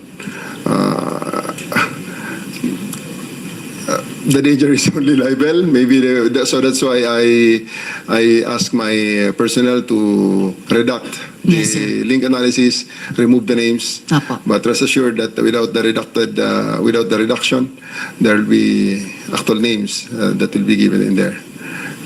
Very well taken, General. That will include victims who were already killed, who had died, and that will include the witnesses that you have just heard today, and how they are positioned in the network of Mr. Quiboloy. Wala pong problema sa redaction, General Torre. Isa sa mga best practices din na ginagawa ng aming komite kapag hindi pa pwede o dapat ilabas ang anumang dokumento. Yes, ma'am. Thank Of you, course, we also this is a from our standpoint, this is a two-edged sword. This will give Mr. Quiboloy the idea on how far we are in the investigation of this organization. But also, we are presenting this to the public, hoping that to show the public and the potential, especially the potential victims, the other victims who have not yet spoken, have not yet surfaced, to have the courage to believe in us that we are actually in the correct path to the total investigation and comprehensive investigation of the organization of Mr. Quiboloy and his eventual delivery to the Bar of Justice of this land, ma'am. General, magtitiwala po ang chair sa judgment nyo Yes, ma'am. kung ano ang tingin nyo dapat at pwede nyo nang isa publiko without telegraphing any of your punches sa defense team ni Mr. Quiboloy. Yes, ma'am. The chair will respect that po. What you want to and can present in public sa hearing na ito o ano yung gusto nyong isumite na lang muna in writing or dahil mag-adjourn na tayo, wala nang executive session, but I will trust your judgment po. Ano yung gusto nyong ilabas ngayon in public hearing, ano naman yung gusto nyong isumite na lang in writing or totally not submit yet habang work in progress yung investigation. Thank you, ma'am. I would like to acknowledge the immense work of Colonel Hanser Marantan here, the chief of the Davao City Police Office, Yes. to my left. Yes. They had been working closely with Colonel Jean Licod, my regional chief of the regional field unit 11, under the direction of our chief PNP. Who had given us the instruction to really focus on this operation. Please,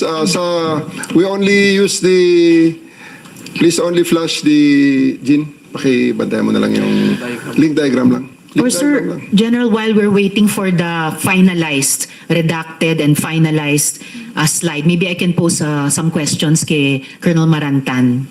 Yes. Thank you, General. Colonel,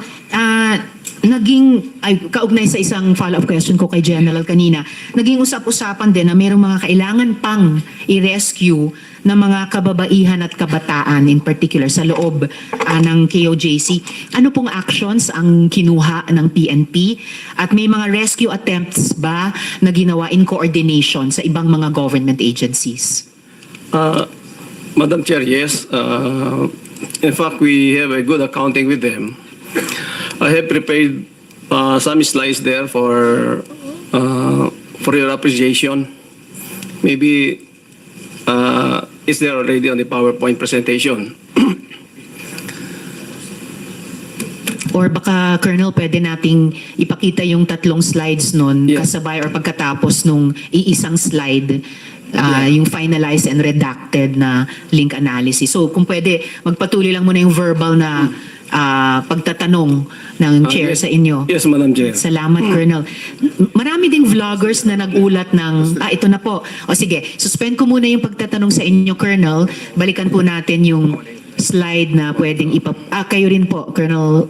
Sino pong magpe-present ng slide ni General? Kayong dalawa po. Si General at kayo, sir. At si Colonel Marantan. All right. So the three gentlemen. Colonel General Marantan will do the honors, ma'am. All right. Colonel Marantan, you have the floor po.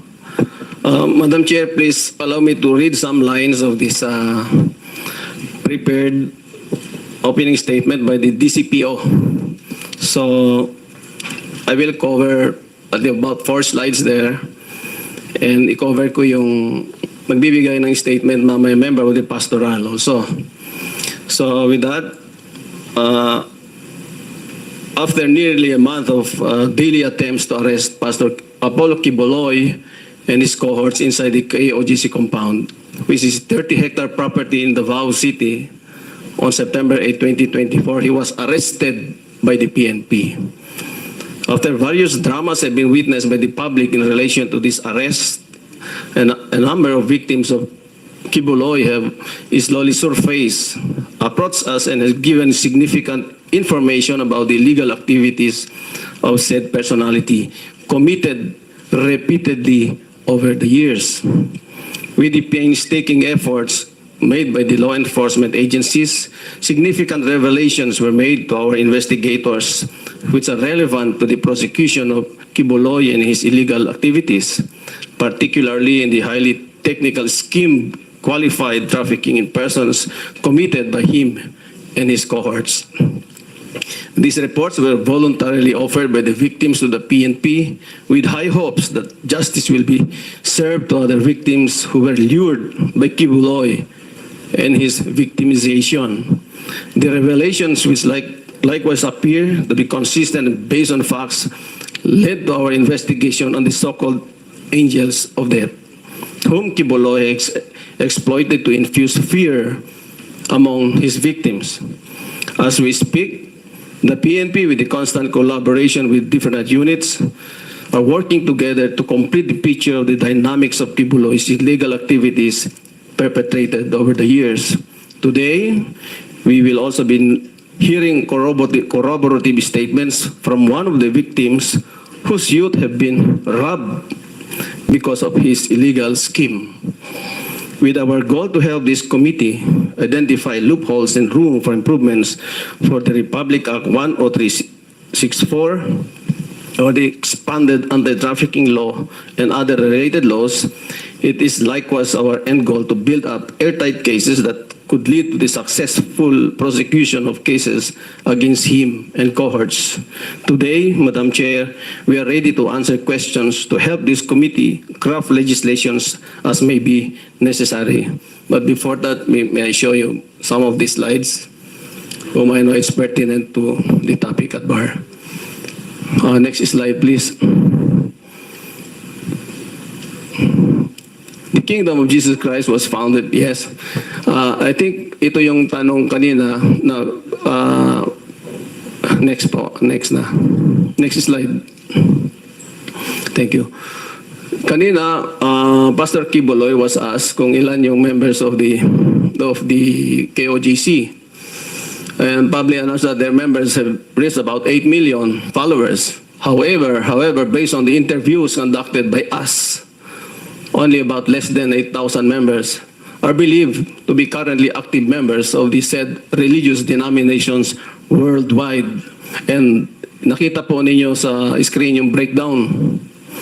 And these are all, they were all supplied by some of the members akin to the dynamics of KOGC. About 20 countries plus one, the Philippines, about 21 countries ang nailista ho namin dyan. Next slide. Nandyan ho yung mga numero.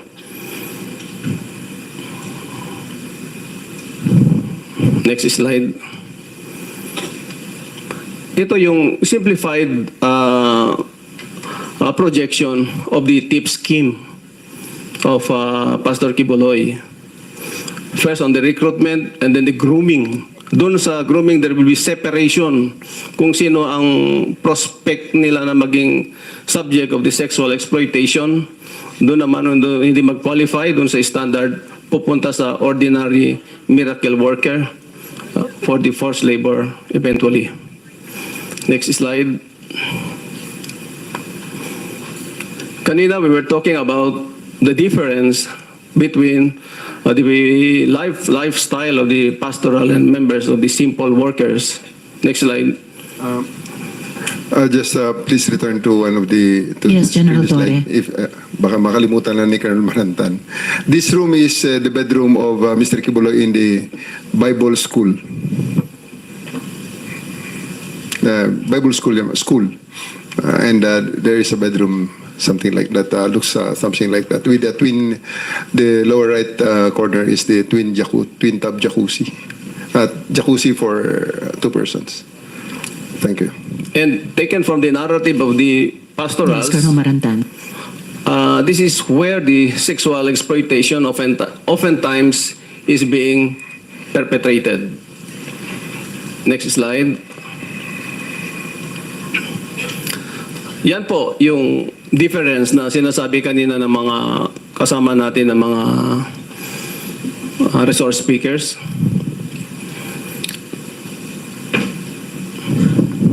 Next slide.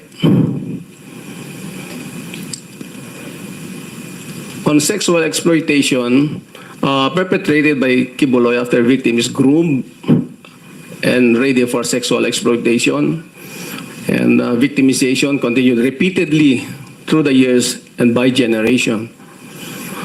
Through his preaching with the inner pastorals per narrative of the former pastorals, Quiboloy aimed to acquire 1,000 women anchored on the biblical story of Solomon, king of Israel, who had 700 wives and 300 concubines. Next slide. Believed to have victimized around 200 women already.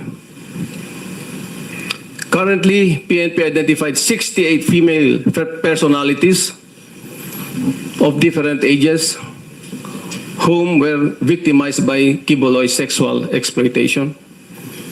Engaged in strict fellowship with the inner pastorals to brainwash them of the purpose of illegal acts. Quiboloy capitalized on the existence of angels of death to sow fear among inner pastorals. Doon pumasok yung matinding compartmentalization na kahit magkakatabi sila, hindi nila alam yung mga nangyari sa kanila. These inner pastorals who subjected themselves on the last rite, which is the performance of sexual activity with the Quiboloy himself. Next slide. Meron ho kaming mga sinundan na mga members of the pastoral. Very fresh pa yung mga experience na they can narrate it. Mamaya ho, maririnig din ninyo yung narrative ni Elias Marie. Next slide. Yung tatlo hong na-invite natin, invited by the Senate, si Stephanie Ibarra,